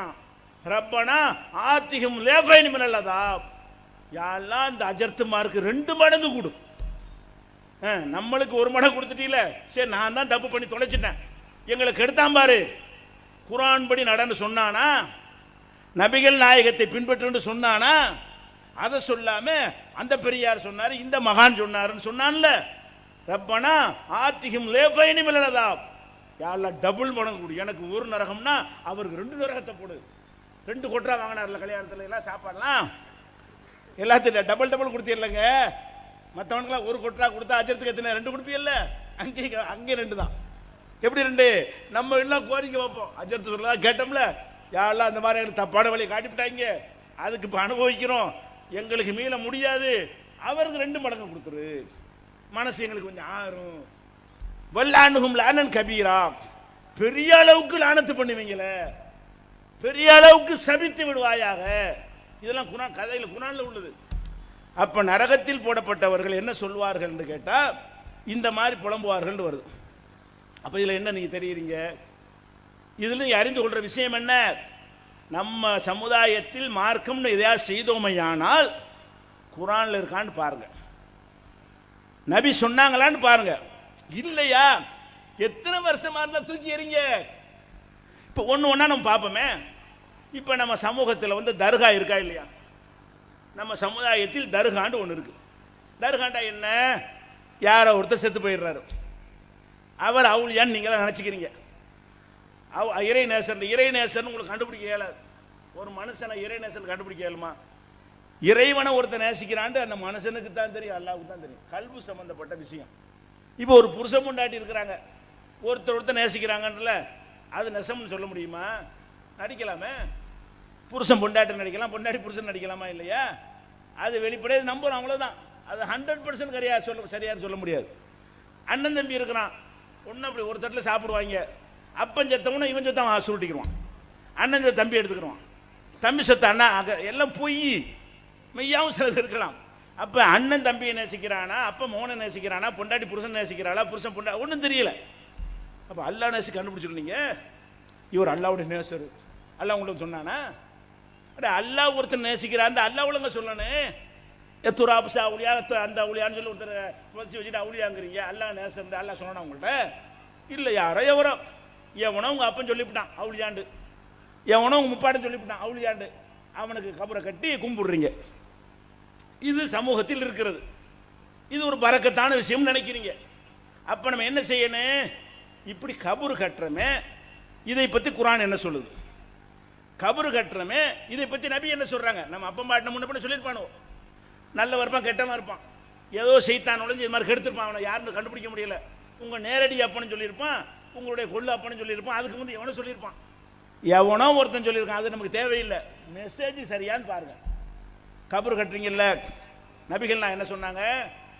மரணிப்பதற்கு 5 நாளைக்கு முன்னாடி சொன்னாங்க, லஅனல்லாஹுல் யஹூத வன்னஸாரா இத்தஹது குபர் அன்பியாஹி மசாஜித்.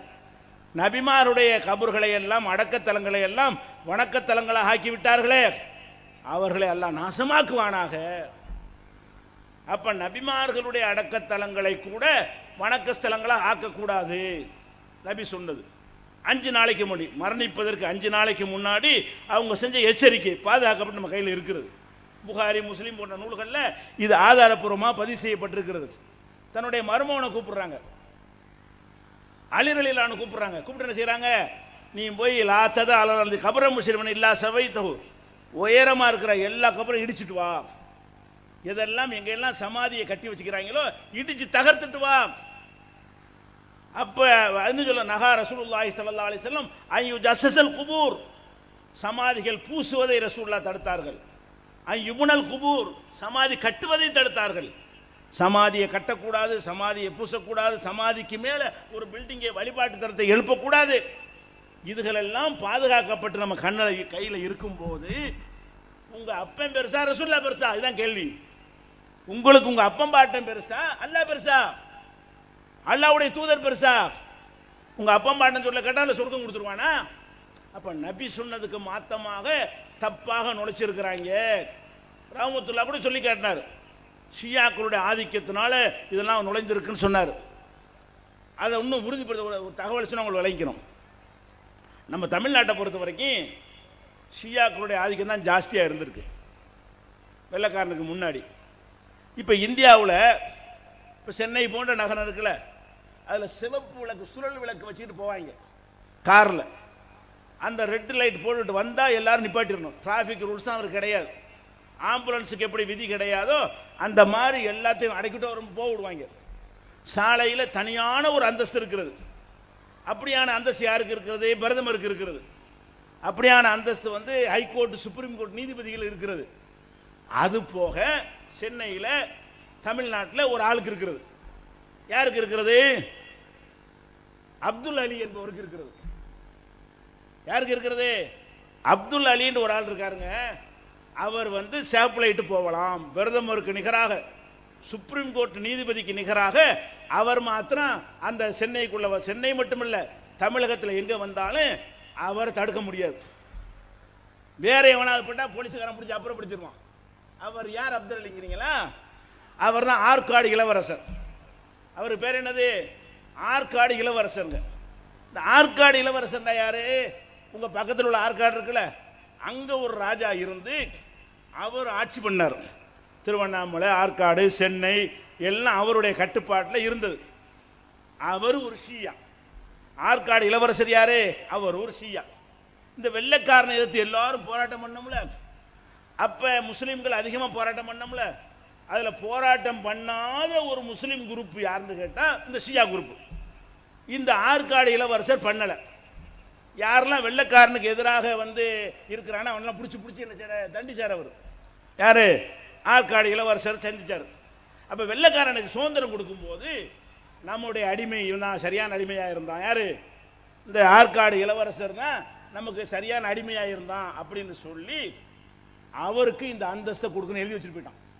சுதந்திரம் கொடுக்கும் போதே ஆற்காடு இளவரசருக்கும் அவருடைய பரம்பரையினருக்கும் இந்த விதி சிறப்பு தகுதி அந்தஸ்து கொடுக்கப்பட வேண்டும். எங்களுக்கு இவனை மாதிரி ஒரு அடிமையை யாரும் இருக்கவில்லை அப்படின்னு சொன்னதுனால பிரிட்டிஷாருடைய அக்ரிமெண்டின் அடிப்படையில் நம்ம நாட்டு சட்டத்தை கூட மாற்ற முடியாது. வழங்குதா? பிரிட்டிஷார் சுதந்திரம் கொடுக்கும்போது கண்டிஷன் என்ன? எங்களுக்கு அடிமையாக இருந்த ஆட்களை எல்லாம் நீங்கள் கண்ணியப்படுத்தணும் அப்படின்ட்டாங்க. அந்த அடிப்படையில் ஆற்காடு இளவரசர் அப்துல் அலி இருக்காரு, அவர் இன்னைக்கும் என்ன செய்வார்? சுப்ரீம் கோர்ட் நீதிபதி மாதிரி போவார். எந்த சாலையில் எங்கேயும் போகலாம். அவருக்கு அந்த சிறப்பு தகுதி கொடுத்து. அப்போ என்ன விஷயம்? இந்த ஆற்காடு இளவரசர் என்பவர் ஷியான்னு எல்லாரும் தெரியுமா இல்லையா? ஷியாவை பகிரங்கமான ஷியா வழிமுறையில் உள்ளவர் தானே. அப்போ அந்த மாதிரியான ஒரு ஷியா என்பவர் வந்து இந்த பகுதிக்கெல்லாம் இளவரசராக தமிழகத்திற்கு இருந்திருக்கிறார் என்று சொன்னால் அவர் எப்படி உங்களுக்கு மார்க்கத்தை தந்திருப்பாரு? அவர் தானே இஸ்லாம், அவர் இளவரசராகவும் இருக்காரு. வேற சமுதாய மக்களுக்கு என்னத்தை சொன்னாரோ தெரியல, உங்களுக்கு என்னத்தை சொல்லி இருப்பாரு? அவங்க கண்ட்ரோலில் இருந்த பள்ளிவாசல்லாம் என்ன மாதிரி இமாம்கள் சொல்லியிருப்பாங்க. அதனால தான் பஞ்சா வந்தது, அதனால தான் ஜண்டா வந்தது, அதனால தான் கபர் வந்தது. இதெல்லாம் கட்டினவன் யாரு? இந்த ஆற்காடு இளவரசர்களாக இருந்தவர்கள், ஷியாக்களாக இருந்து வெள்ளைக்காரனுக்கு ஜால்ரா அடித்த காரணத்தினால அவன் தனியாட்சி நடத்தும் போதும் ஷியா கொள்கையை பரப்புனா, வெள்ளைக்காரனுக்கு அடிமையாக இருக்கும் பொழுது அவங்கிட்ட கையை வைக்க மாட்டான் வெள்ளைக்காரன். மருதநாயகத்தை கை வைப்பான், மற்ற மன்னர்கள்லாம் கை வைப்பான். சுதந்திரத்துக்கு போராடினவர்களை எல்லாம், வேலூர் சிப்பாய் கழகம்லாம் இருந்துச்சு, போராளிகள்லாம் இருந்தாங்களே, அவங்களெல்லாம் யாரு? ஷியாவுக்கு எதிரான ஆளுக்கு. சிப்பாய் கழகத்துக்கு தலைமை தாங்கி நடத்தின அகமதுல்லா ஷா இருக்கார, மௌலவி அகமதுல்லா ஷா, அவர் தௌஹீத் ஜமாத் கொள்கையில் உள்ளவர், ஒரு இறைவனை வணங்கணும். அவங்கெல்லாம் வெள்ளைக்காரனுக்கு எதிராக போராட்டம் பண்ணினார்கள். அவங்கள அடக்கினது நசுக்கினதெல்லாம் யாரு? வெள்ளைக்காரனுக்காக ஷியாக்கள். அப்ப அந்த ஷியாங்கிற அவங்க கையில் இருந்ததுனால தான் எல்லா பள்ளியில் உள்ள அஜர்த்தும் பயப்படுவான் இளவரசர். அப்ப என்னத்தை அவன் பேசியிருப்பான்? இப்போ உள்ள அஜர்த்துமார்களுக்கு வரலாறு தெரியல. உங்க தாத்தா அஜர்த்து இருப்பாரு, குழு தாத்தா அஜர்த்து, அவர்கள் எல்லாம் இந்த ஷியாக்கள் சொல்ல கேட்டு ஆண்டவர்கள். அதனாலதான் கபூர் புனிதமாக்கினார்கள். கண்ணுக்கு தெரிஞ்ச வரையும் கொடுத்துருவாங்க. ஒரு கபூர் இருந்துச்சுன்னு வைங்களேன், இளவரசர் வருவார், இளவரசருக்கு நாயிபுகள் இருப்பாங்க, பிரதிநிதிகள், நவாபுன்னு பேரு. ஆற்காடு நவாபு, திருச்சி நவாபு, திண்டுக்கல் நவாபு. நவாபுன்னா என்ன? ரெப்ரசன்டேட்டிவ். அதாவது அந்த இளவரசருக்கு பிரதிநிதி, கலெக்டர் மாதிரி. அப்போ ஆற்காடு இளவரசருக்கு பிரதிநிதிகள் இருந்தாங்களே, அவங்க கையில் தான் அந்த பகுதியுடைய ஆட்சி இருக்கும். அவர் என்ன செய்வார், இங்கன்னு ஒரு கபூர் இருக்கா, இதுக்கு ஒரு 50 ஏக்கர் கொடு, இங்கன்னு ஒரு கபூர் இருக்கா 40 ஏக்கர் வச்சுக்க. இந்த தர்காவுக்குலாம் பெரிய பெரிய இடமா இருக்கு, அதுகளெல்லாம் யார் கொடுத்தது? நம்ம ஷியா மாப்பிள்ளை அவர் கொடுத்தது தான். பேரே அப்துல் அலி. ஆற்காடு இளவரசருக்கு பேரே அப்துல் அலி. அலிக்கு அடிமை, அல்லாவுக்கு அடிமை கிடையாது. அப்துல் அலி அலிக்கு அடிமை அந்த அர்த்தத்தில் பேர் வச்சு. அலின்ற அல்லாவுக்கு பேரும் இருக்கிறது. இவங்கெல்லாம் பேர் வைக்கிற இந்த அலி ரலியல்லாஹு மையமாப்படுத்தி வைக்கிறது தான். அப்போ என்ன, இந்த மாதிரியான ஆள்கையில் ஆட்சி இருக்கும் பொழுது தான் முஸ்லீம்னு சொல்லி பஞ்சா எடுத்தான் பல ஊர்களில். இந்த பஞ்சா ரசூலுல்லாஹ் காலத்தில் இருந்துச்சா? பஞ்சனா என்ன சொன்னார்ல, 5 பாஞ்ச் இப்படி கை வச்சிருப்பாங்க. இது அலி அல்லாஹ், அந்த 5ல் அல்லாஹ் கிடையாதுங்க. அலி, பாத்திமா, ஹசன், ஹுசைன், அப்புறம் வந்து யாரு, ரசூல்லா, அலி, பாத்திமா, ஹசன், ஹுசைன் 5 பேர். 5 பாஞ்சிலேருந்து வந்து பஞ்சா. பாஞ்சுனா 5 தானே, பஞ்சானா 5 பேரை கும்பிடுறோம். இந்த 5 பேரை கும்பிடுற கடவுள் கொள்கை உண்டாக்குனவன் யாரு? ஷியா. அது எதன் பேரில் உண்டாக்குனா? சுன்னத் ஜமாத் பேரில் உங்களை உண்டாக்கிட்டு போயிட்டான். இது விளங்காத அசர்த்துமார்கள்னா நம்ம அந்த காலத்துலேருந்து வருது விட்டுக்கிட்டு இருந்தாங்க. தீமதிக்கிற அவன்கிட்ட வந்தது தான் எல்லாம். இங்கே ஷியாக்கள் ஊகமாக சொன்னா நினைச்சிடாதீங்க. வரலாற்று ரீதியாகவே ஷியாக்கள் கையில் தமிழகத்தின் ஆட்சி இருந்தது. அவர்கள் ஷியா நம்பிக்கையை தான் இஸ்லாத்தின் பெயரால் பரப்பி உங்களை எல்லாம் சுன்னத் ஜமாத் நம்ப வச்சுட்டானுவோ. அதனால இந்த கபூர் கட்டுறது எல்லாமே ஷியாக்களுடைய தாக்கத்தினால் தான் வந்தது. ஒரு கொடிமரத்தை ஊன்றாங்க, அது ஜண்டா. என்ன கொடிமரம்? அது ஒரு மரம். அதை புனித அல்லாஹ் இறக்கி வச்சதா? நீனா ஒரு மரக்கடையில் மரத்தை வாங்கிட்டு வர்ற, நீனா குழியை தோன்ற, நீனா அதை ஊண்டி வைக்கிற, நீனா அதுக்கு பெயிண்ட் அடிக்கிற, நீனா ஒரு சுத்துற, ஏதாவது கைத்தை போட்டு சுத்துற, தொடுத்துட்டு கும்பிடுற. என்னங்கடா இது? ஒரு மரக்கடையில் இருந்து ஒரு மரத்தை வாங்கிட்டு வந்து நீ ஜண்டான்னு நீ சொன்னவனே அது புனிதமாயிருமா? ஒரு ஆள் பேரில் சொன்னால் புனிதம் ஏறிடுமா? புனிதம் என்று சொன்னால் அல்லாஹ் சொன்ன சஃபா மர்வா புனிதம். இன்ன சஃபா வல் மர்வத்த மின் ஷாயிரில்லா. சஃபா மர்வா அல்லாஹ்வுடைய சின்னங்கள் மக்காவில் இருக்குது. அதில் போய் நம்ம சை பண்ணுறோம் மக்காவுக்கு போகும்போது. இப்படி அல்லாஹ் ஆக்கிய விஷயங்களை வேண்டால் சின்னங்கள் ஒத்துக்கலாமே தவிர இவனா உண்டாக்கிட்டு கொடிமரத்தை வச்சு கும்பிட்றானா இல்லையா? ஒரு கொடிமரத்தை ஊன்றான், அது தர்காவாயிடுது, அது வழிபாட்டு தலமாயிடுது. அது மாதிரி மனுஷனை சாமியார் ஆக்குறதுலாம் எங்கே வந்தது? ஷியாட்ட வந்தது. ரசூலுல்லாஹ் காலத்தில் அப்படி கிடையாது. மனிதனா மட்டும்தான் பார்த்தாங்க. ஷியாக்கள் தான் என்ன பண்ணான்னா, இந்த குமைனின்னு ஒரு ஆள் இருந்தார்ல ஈரானில் வந்து குமைனின்னு ஒரு ஆட்சியாளர் இருந்தார். அவர் ஷியாக்களுடைய தலைவர், ஆயத்துல்லா குமைனிப்பாங்க. அந்த ஆள் செத்துட்டாரு. செத்துன்னு என்ன பண்ணாங்க தெரியுமா? அந்த ஆளுடைய ஜனாசாவில் ஒரு போர்வையை போத்தினானுவோ கொண்டு போகிறதுக்காக வேண்டி. அடக்கி முடிச்ச உடனே அந்த போர்வையை பிச்சுக்கிட்டு பெரிய சண்டை. எனக்கு ஒரு துண்டு ஒரு நெகாளவு கிடைச்சா போதும். அவருடைய சந்தாக்கு மேலே போட்டின துணியை கொஞ்சோன்னு கிடைச்சிருச்சுன்னா அவன் லைஃபே வந்து முடிஞ்சு போச்சு, சொர்க்கவாசி ஆகிட்டான் அப்படின்னு நினைத்து கொண்டு அந்த நெரிசலில் பல பேர் செத்தாங்க. எதில்? அந்த துண்டை பங்கு போடுறதுல. இப்படியான கலாச்சாரம்லாம் யார்கிட்ட உள்ளது? ஷியா கட்ட உள்ளது. முடியை கொண்டாடுறது, கபரை கொண்டாடுறது, துணியை கொண்டாடுறது, கொடிமரத்தை கொண்டாடுவது, இதுகளுக்கெல்லாம் இங்கே இஸ்லாத்தில் இடம் கிடையாது. நபிகள் நாயகம் ஸல்லல்லாஹு அலைஹி வஸல்லம் காலத்தில் ஒரு பிரயாணத்துக்கு போயிட்டு இருக்கிறாங்க. போய்கிட்டு இருக்கும் பொழுது ஒரு தாத்து அன்வாத்துங்கிற பேரில் ஒரு மரம் இருக்கிறது, புனித மரம். அந்த மரம் என்னன்னு கேட்டால் முஸ்லீம் அல்லாத மக்கள் வந்து அதை புனித மரமாக கருதினார்கள். கருதி என்ன செய்வான்? புள்ளை இல்லாதவன் தொட்டிங்கன்னு பார்ப்பீங்க, இங்கெல்லாம் பார்த்தீங்கன்னா சில மரத்தில் தொட்டி கட்டி போட்டிருப்பாங்க. என்னடான்னு கேட்டால் அதில் தொட்டி கட்டி போட்டால் நமக்கு புள்ள பிறக்கும். அந்த மரத்தில் தொட்டியை கட்ட என்ன செய்யும்?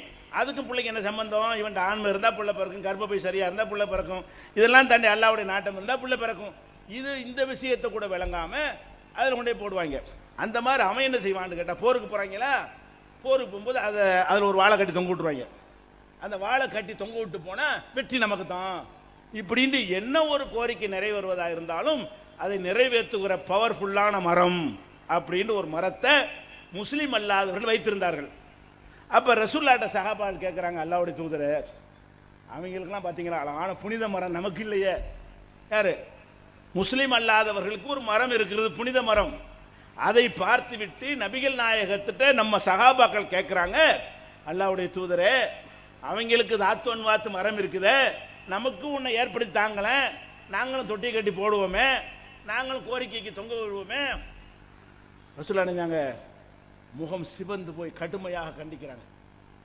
நீங்கள் என்ன மாதிரி இருக்கிறீங்க? மூசா நபி இடத்துல கேட்டான இஸ்ரவேலர்கள் யூதர்கள் அந்த கேள்வியாக என்கிட்ட கேட்குறீங்க. மூசா நபி என்ன கேட்டான்? மூசா நபி காலத்தில் வந்து அவங்கள அல்லாஹ் காப்பாற்றுறான். எப்படி காப்பாற்றுறான்? அந்த கடலை பிளந்து நதியை பிளந்து அதில் வந்து ஃபிரௌனை மூழ்கடித்து இவங்களை மட்டும் எல்லாம் காப்பாற்றுறான். விரட்டிக்கிட்டு வர்றான் ஃபிரௌனு, ஓடி வர்றாங்க, குறுக்க கடல் நிற்கிறது, தப்பிக்க முடியாது, எங்கிட்ட போக முடியாது, அவன்கிட்ட மாட்டிக்கிடுவாங்க, உள்ளே இறங்கினா கடலில் மூழ்கிடுவாங்க. அப்போ என்னடான்னு திகைத்து நிற்கும் பொழுது அல்லாஹ்ட்டிருந்து உத்தர மூசா நபி சொல்கிறாங்க, தயங்காதீங்க, இன்னமாயி ரப்பி சயஹ்தீன், என்னோடு என் இறைவன் இருக்கிறான், அவனை எனக்கு வழிகாட்டுவான் அப்படின்னு சொல்லி மூசா நபி சொன்னார்கள்.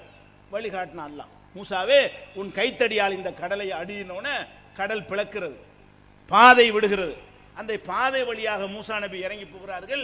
இவங்க போய் கடைசியாக சேருகிறார்கள். அவனும் உள்ள வர்றான். யாரு?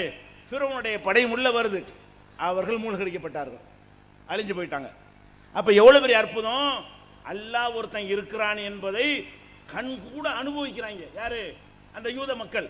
மூசா நபியின் மூலமாக இறைவனுடைய வல்லமையை, ஆற்றலை கண்கூடாக கண்டு இப்படி அதிசயமாக காப்பாற்றப்பட்டு வெளியே வர்றாங்களா. அந்த கடலை கடந்து போனா அங்க ஒரு கூட்டம் இருக்கிறாங்க. அவங்க என்ன செய்யறாங்க? இன்னும் நிறைய கடவுளை வச்சு வணங்கிட்டு இருக்கிறாங்க. எங்க? ஃபிரௌன்கிட்ட காப்பாற்றப்பட்டு வேற ஊருக்கு போறாங்களா, அங்க பல கடவுளை வணங்கிட்டு இருக்கிறாங்க. அப்ப மூசா நபிகிட்ட போய் கேட்கறாங்க, மூசா நபியே, அவங்களுக்கெல்லாம் ரொம்ப இருக்கு, நமக்கு ஒண்ணு தானா இது?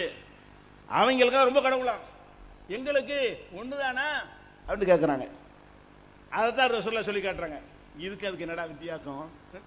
அவன் தான் கேட்டான். சில விஷயங்கள் ரொம்ப இருக்கலாம், அவ்வளோதான். ரூபா அவனுக்கு 1000, எனக்கு 10,000 சொல்லலாம். அவனுக்கு ஒரு அப்ப எனக்கு மட்டும் 2 அப்ப நடக்கலாமா? சில விஷயம் ஒன்று தானங்க இருக்குன்னு. எனக்கு தான் காசு ரொம்ப இருக்கலாம், ட்ரெஸ் ரொம்ப வச்சுக்கலாம், அவளுக்கு மட்டும் என்ன கம்மி, எனக்கு மட்டும் ரொம்பன்னு கேட்கலாமே. இதில் அப்பன்னு கேட்பீங்களா யாராச்சும்? அவனுக்கு மட்டும் 4 அப்பன், எனக்கு ஒரு அப்பன் தானா கேட்க முடியுமா? ஒரு அப்பன் தான் இருக்கணும், அதான் பெருமை. 4 அப்பன் இருந்தால் பெருமை இல்லது, கேவலம், இழிவு, அவமானம். இறைவன் ஒருத்தன் தான் இருக்கணும். அகில உலகத்துக்கும் ஒரு இறைவன் இருக்கணும். அவனுக்கு நிறைய, உனக்கு ரொம்ப நிறைய கம்மின்னு பேசுற விஷயமா இது?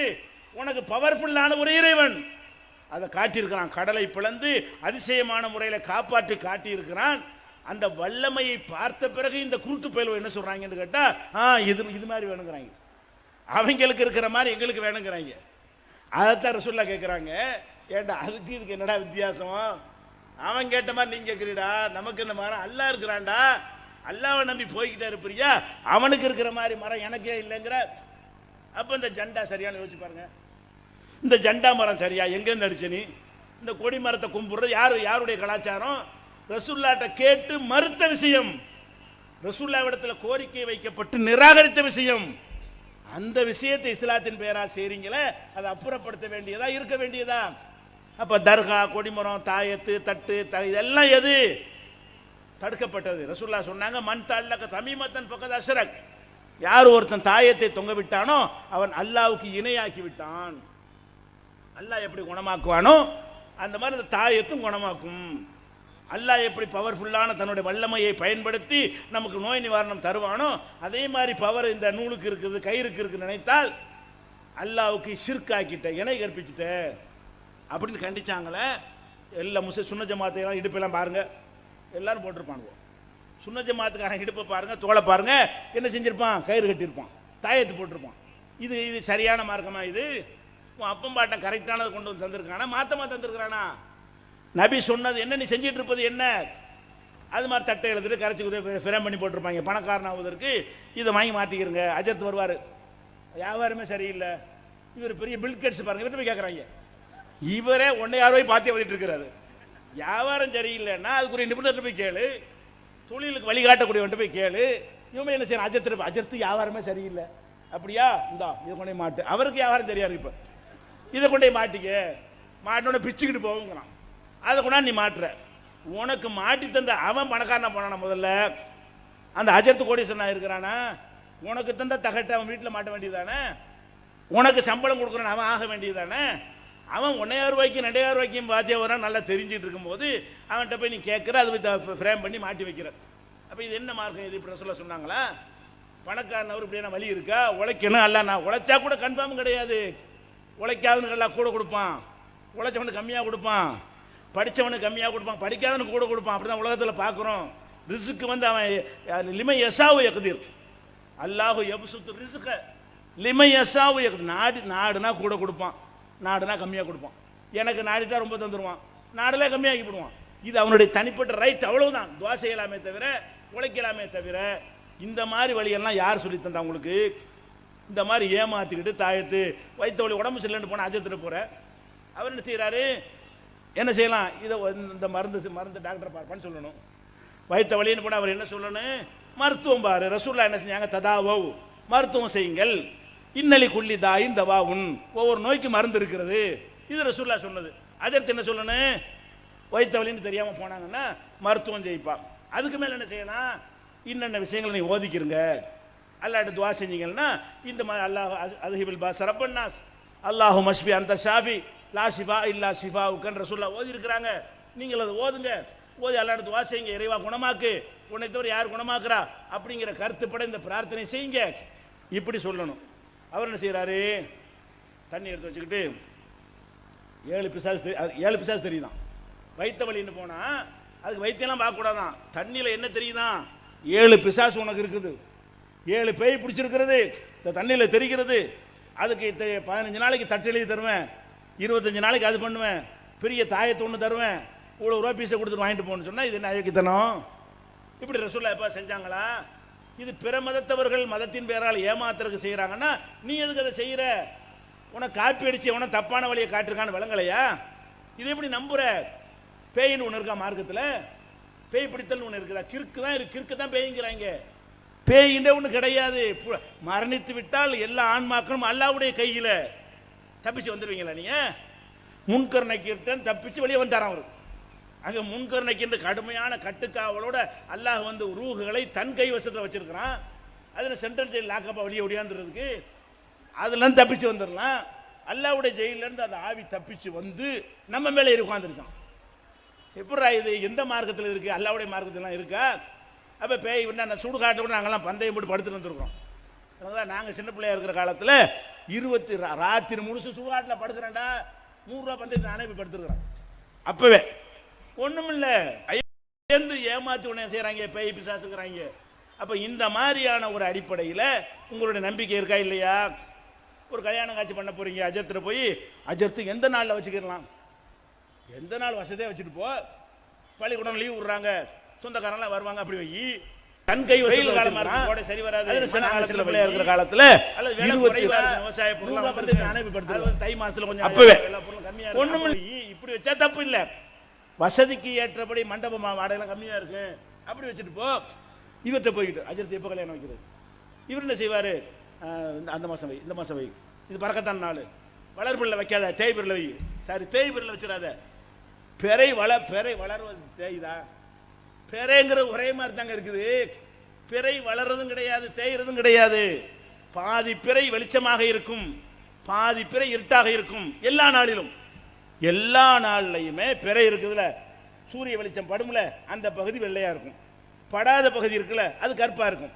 நமக்கு டைரக்ஷன் அப்படி காட்டும் போது கொஞ்சத்தை காட்டுது, மீதி உள்ளது வெளிச்சமா தான் இருக்கிறது. அதை வச்சு 1 2ன்னு சொல்றமே தவிர எல்லா நாட்கள்லையும் பிறை ஒரே மாதிரியா தான் இருக்கும். நீ விமானத்தில் ஏறி மேலே வரைக்கும் போய் சுற்றி அடிச்சின்னு சொன்னால் பாதி பிறை எந்த அமாவாசையிலையும் பாதி பிறை வெளிச்சமாக இருக்கும்.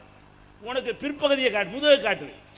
பிறை வந்து முதுகை காட்டும் போது இருட்டா தெரியுது, மேலே போனால் வெளிச்சமாக இருக்கும்.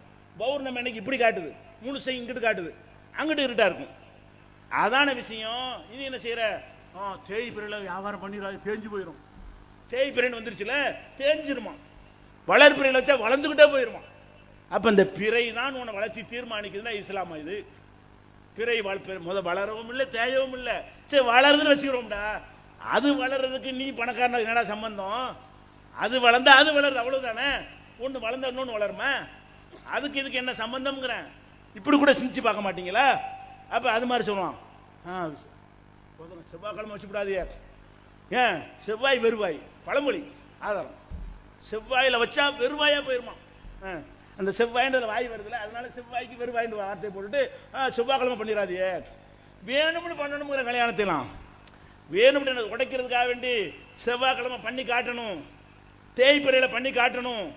எந்த நாளில் எது அல்லாஹ் நமக்கு என்ன நாடுனானோ அதானே தவிர நாட்களாக இதை தீர்மானிக்கும். எல்லா கல்யாணமும் வளர்வர் பார்த்து தான் கல்யாணம் பண்ணுறீங்க, டைவர்ஸ் இதுக்கு ஆகுது. என் புருஷனை காணா 8 வருஷமாக காணாங்கிறீங்களே, எல்லாம் பார்த்தானே பண்ணீங்க. அப்போ எல்லாம் பார்த்து கல்யாணம் பண்ணாலும் அப்படிலாம் நடக்கும். பார்க்காம அல்லாஹ் நாடியது அவனவனுக்கு நாடியது நடக்கும்ங்கிறது இஸ்லாம். இது வளர்பிறத்தின புதன் கிடைச்சாலும் பொன் கிடைக்காது. கல்யாணம் பண்ணால் புதனில் பண்ணணுமா? புதன்க அதாவது பொன் கிடைத்தாலும் புதன் கிடைக்காது. பொண்ணு கூட கிடைச்சிருமா, நகை எது கிடைக்காதான்? புதன் கிடைக்கும். ஏன் கிடைக்க வார வாரம் வருமே, புதன் கிடைக்காது. அதான் பொன் கிடைத்தாலும் புதன் கிடைக்காது பழமொழி. என்னடா ஆதாரம்? புதன் கிடைக்காதுப்பா, வந்துருச்சு புதன் கல்யாணம் பண்ணு, இந்த புதன் அடுத்த புதன் பண்ணிட்டு போகிற பெண்ணை என்னங்கடா இது கிடைக்காதாமாண்ணா புதன்கிறது? புதன்கிறது ஒரு நாள், ஒரு பேர் நம்ம வகித்து கொண்டோம். புதனும் செவ்வாயும் ஒரே 24 hours தான், ரெண்டுக்கு எந்த வித்தியாசமும் இல்லை.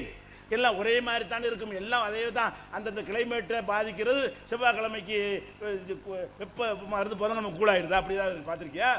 ஒவ்வொரு புதன்கிழமைக்கு அப்படி ஏசி போட்ட மாதிரி ஆயிருக்கா? சொல்லு அப்படியாச்சு. 6 நாளைக்கு நரக நெருப்பாக இருக்கும். புதன் வந்து விட்டால் அப்படியே கொடைக்கானல் மாதிரி திருவண்ணாமலை போயிருந்து இருக்கா, பார்த்துருக்கேன். அப்படி அதே தானடா எப்பவும் இருக்குது. அப்புறம் என்ன புதன்கிழமை பண்ணுறது? அது மாதிரி சில நாள் முகரத்தில் பண்ணிவிடாதீங்க, சபரில் பண்ணிவிடாதீங்க, அந்த மாதத்தில் பண்ணாது, இந்த மாதத்தில் பண்ணாது. என்ன எந்த நாளில் பண்ண முடியுமா? அவன் செத்தான், இவன் ஏதாவது காரணம், ஏன்னா இவர் செத்துட்டாரு. அப்போ 360 நாளைக்கு அடி அவனா செத்தா இருப்பான். ஒன்றும் பண்ணாதப்ப எந்த நாளில் நான் ஒரு நல்லவன் ஜாவாமல் இருப்பானா? வரலாறு ஒன்றை இல்லை. மொத்தமாக எடுத்து பார்த்தோம்னு சொன்னால் ஜனவரி 1லேருந்து டிசம்பர் 30 வரைக்கும் எடுத்துக்கலன்னா எல்லா நாளையும் ஒரு நல்லவன் செத்தான் போயிருப்பான். அப்போ என்ன செய்யணும்? கல்யாணம் பண்ணக்கூடாதுங்க, எவனா செத்துருப்பான். அன்னைக்கு என்ன இதெல்லாம் மார்க்கமா நீங்கள் செய்கிறது? இதுக்கு பேர் தீனா? குரான் பக்கம் வாங்க, ஹதீஸின் பக்கம் வாங்க, அஜத்து பக்கம் போவாதீங்க. அப்போ இந்த மாதிரியான மூட நம்பிக்கைகளை தானே இஸ்லாம் நீங்கள் செஞ்சுக்கிட்டு இருக்கிறீங்க. இதை சொல்றதுக்கு தானப்பா எங்களை அடிக்கிறீங்க. என்ன மார்க்கத்தில் உள்ள சொன்ன அடிக்கிறீங்க, இல்லாத சொல்ற நீங்கள் வந்து சுண்ணத்தில் இருக்கீங்க. இது சுண்ணதா இது? அப்போ இந்த மாதிரி எந்த ஒரு விஷயத்தை எடுத்துக்கொண்டாலும் இவ்வளவு பண்ணுறீங்க. ஒரு கல்யாணம் பண்ணுற பள்ளிவாசல் டவுரி பகிரமாக வரதட்சணை வாங்குறீங்க. மார்க்கத்தில் பெண்ணுக்கு மகர் கொடுக்கணும்னு இருக்கிறது. ரசூலுல்லாஹ்ட்ட அந்த மார்க்கம் கடத்தப்பட்டு வந்திருக்குமே, ஆனால் நீ மகர் கொடுக்குற சமுதாயமாக நீ இருக்கணும். கொடுக்குறியா? கல்யாணம் பண்ணும்போது பெண் வீட்டார்ட்ட போய் டவுரி கேட்குற, காசா மட்டும் கேட்காம சீரண்டு வர கேட்குற, காரு கேட்குற, அப்புறமே வெளிநாட்டு விசா வேணுங்கிற, சில ஊரில் வீடு கம்பல்சரி கொடுத்து ஆகணுங்கிற, இவ்வளோ வாங்கிட்டு கல்யாணம் பண்ணணுங்கிற, இந்த விஷயங்களெல்லாம் பேசி முடிக்கிறதுக்கு ஜமாத் தலைவர் உட்காரணுங்கிற மார்க்கத்தின் பேரால் இஸ்லாமிய சீல் கொடுத்த நம்மளுக்கு நீ பண்ணுற அயோக்கியத்தனத்துக்கு என்ன செய்கிற? ஜமாத்தார்கள்லாம் உட்கார்ந்து கொண்டு இவ்வளோ பேசப்படுது. அதை தட்டில் வச்சு மஞ்சள் துணி போட்டு மூடி எடுத்து கொடுக்குறாரு. யார்? ஜமாத் தலைவர். பொன் வீட்டார்கிட்ட பெண் வீட்டார்கிட்ட டவுரியை வாங்கி மாப்பிளகையில் எடுத்து கொடுக்குறவர் யார்? முத்தவள்ளி. அது பத்தான் இருக்கிறவெல்லாம் தொட்டு தொட்டு எனக்கு பங்கு இருக்கு, எனக்கு பங்கு இருக்கு. அது பத்தான் அஜத்தில் செய்கிறாரு, அவரும் தொட்டு அல்பாத்தியாங்கிறார். அஜத்தில் இந்த அயோக்கியத்தனத்துக்கு அல்பாத்தியா. அல்பாத்தியா என்ன? அல்லாத பாத்தியா? இந்த அக்கிரமத்தை பாத்தியா? அதான் அல்பாத்தியா. என்னங்கடா இது மார்க்கமா? இது பெண்கள் என்ன கஷ்டப்படுறாங்க. கல்யாணம் ஆகாமல் 25 வயசுல 35 வயசு வரைக்கும் குமர்களாக இருக்கிறார்கள், கண்ணி கழியாமல் இருக்கிறார்கள், வாழ்க்கை இல்லாமல் இருக்கிறார்கள், மனநோய் பிடித்திருக்கிறார்கள். அதுக்கும் கட்டுப்படுத்த முடியாதவர்கள் எங்கிட்ட ஓடி போய் விடுகிறார்கள். அதனால் மானத்துக்கு பயந்து குடும்பத்தார் தற்கொலை செய்து கொள்கிறார்கள். என்ன நடந்து கொண்டிருக்க நாட்டில்? இந்த பெண்களை மீட்பதற்கு இஸ்லாம் வந்து நீ ஆம்பளை கொடுக்க சொல்லுத, அது கொடுக்காதனால் என்னென்ன ஏற்படுகிறது? அந்த பெண்களுக்கு எளிமையான முறையில் அது இல்லற வாழ்க்கை கிடைக்கிறதுக்கு இஸ்லாம் காட்டின வழி இருக்க, நீ மற்றவன்ட்ட காப்பி அடித்த வழி இஸ்லாம்னு சொல்லி பள்ளிவாசலை வச்சுக்கிட்டு பாத்தியாவது அங்கீகாரம் பண்ணுறீங்களே, இது சுன்னத்தா? இது எந்த சுன்னத்தில் இருக்கிறது? குரான்ல அல்லாஹ் சொல்லுகிறான், ஆத்துன் நிசா சதுகாத்தி நினைகளா, பெண்களுக்கு அவங்க மகர் தொகையை மனமோந்து கொடுங்கள்ங்கிறான் அல்லாஹ். பெண்களுக்கு திருமணத்தின் போது ஆம்பளை கொடுக்கணும். கொடுக்க சொன்னியா? பிரச்சாரம் பண்ணியா? வரதட்சணை வாங்குற கல்யாணத்தை பதிவு செய்ய மாட்டோம்னு சொன்னியா? அஜத்து வரமாட்டான்னு சொன்னியா? தவஜிக மாத்துக்காரன் வரமாட்டாங்களாம். எதுக்கு வருவாங்களாம்? ஆட்டம் பாட்டம் மாவிலை தோரணம் கட்டி வாழை மரம் கட்டி எல்லா 4 நட்சத்திரம்லாம் பார்த்து நடத்துகிற கல்யாணத்தெல்லாம் நடத்தி வைப்பாங்க.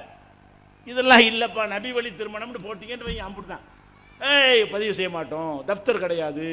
போ, அந்த முசீபு தப்தரில் என் பேர் இதுக்கு இருக்குன்னு தப்தர் இருந்தா கல்யாணமா? ரசூல்லா காலம் தப்தரா வச்சுக்கிட்டு இருந்தாங்க. தப்தர் உலகத்து இருக்காடு, எந்த இருக்காடுல பதிவு பண்ணிக்கலாம். 10 ரூபா பத்திரத்தில் எழுதிக்கிறோம். பெண்ண 10 ரூபாய்க்கு பத்திரம் வாங்கி எழுதி கொண்டால் அதான் தப்தரு. உன் தப்தரை விட பவர்ஃபுல்லான தப்தர். என்ன தப்தர் தர மாட்டேன். இந்த முஸ்லிம் அந்த கெட்டவர்கள் பட்டியலில் எங்கள் பேர் வேணாம் என்று நம்ம போய்கிட்டு இருக்கிறோம். எதுக்கு இதெல்லாம் சொல்கிறேன்னு கேட்டால், மொத்தமாக நாசமாகி போய் கிடக்குது, எல்லாம் நாசமாயிருக்கு. அது மாதிரி இபாதத்து வணக்க வழிபாடு செய்கிறதா என்ன செய்யணும்? அல்லாஹ் சொன்னபடி செய், ரசூல் சொன்னபடி செய். மதுஹபு நாங்கள் சாபி, நாங்கள் இப்படி தான் செய்வோம். அவர் என்ன சாபி யார்? ரசூலா? அவர் யாருப்பா? அவர் சாபி. நான் ஹனபி. ஹனபின்னு அவர் யாரு? அவர் யாரு சொல்லு? நபிகள் நாயகம் காலத்துக்கு 100 வருஷத்துக்கு பிந்தி 150 வருஷத்துக்கு பிந்தி வந்த ஆளுக்க. இந்த மாதிரி அஜர்த்து, நீ ஒரு அஜர்த்தா இருக்கிற அந்த காலத்தில் அஜர்த்த வருவான். இந்த காலத்தில் நீ அஜர்த்தா இருக்கிற மாதிரி அந்த காலத்தில் அஜர்த்தர்கள் கம்மியாக இருந்த காலத்தில் இவர் அஜர்த்தா இருந்திருக்காரு. இவ்வளவுதான். ஒரு அஜர்த்தா இருந்து என்னத்தை அவர் சொல்லிட்டு போயிருக்காருன்னு சொன்னால், சரியான சொன்னால் கேட்டு தொலைச்சிட்டு போ, தப்பாக சொன்னால் தூக்கி எரிஞ்சிட்டு போ. இதானுங்க மேட்ரு. அப்போ இதை விட்டு என்ன செய்கிற? நான் அபு ஹனீஃபா சொன்னதான் கேட்பேன், சாபி சொன்னதான் கேட்பேன், ரசூல்லா சொன்னதை கேள்ப்பா. நபிகள் நாயகம் சொன்னதை கேட்பியா? எல்லாம் அப்படி இருந்தது தான். மேராஜ் நோம்பு வைங்கிறான். யாரா வைக்க சொன்னா? குரானில் இருக்கா? ரசூல்லா வைக்க சொன்னாங்களா? பராத்து நோம்பு இருக்கா? பராத்திர கொண்டாட்டம் இருக்குதா? எல்லாம் உண்டாக்குனது. மீலாது விழா இருக்கா? மௌலுது இருக்கா? மௌலுதுங்கிறது என்ன? பாட்டு. என்ன பாட்டு? சினிமா மெட்டில் புதிய புதிய அஜத்தெல்லாம் போய் பார்ப்பாங்க. மௌலுது இருக்கா? என்ன செய்வாங்க?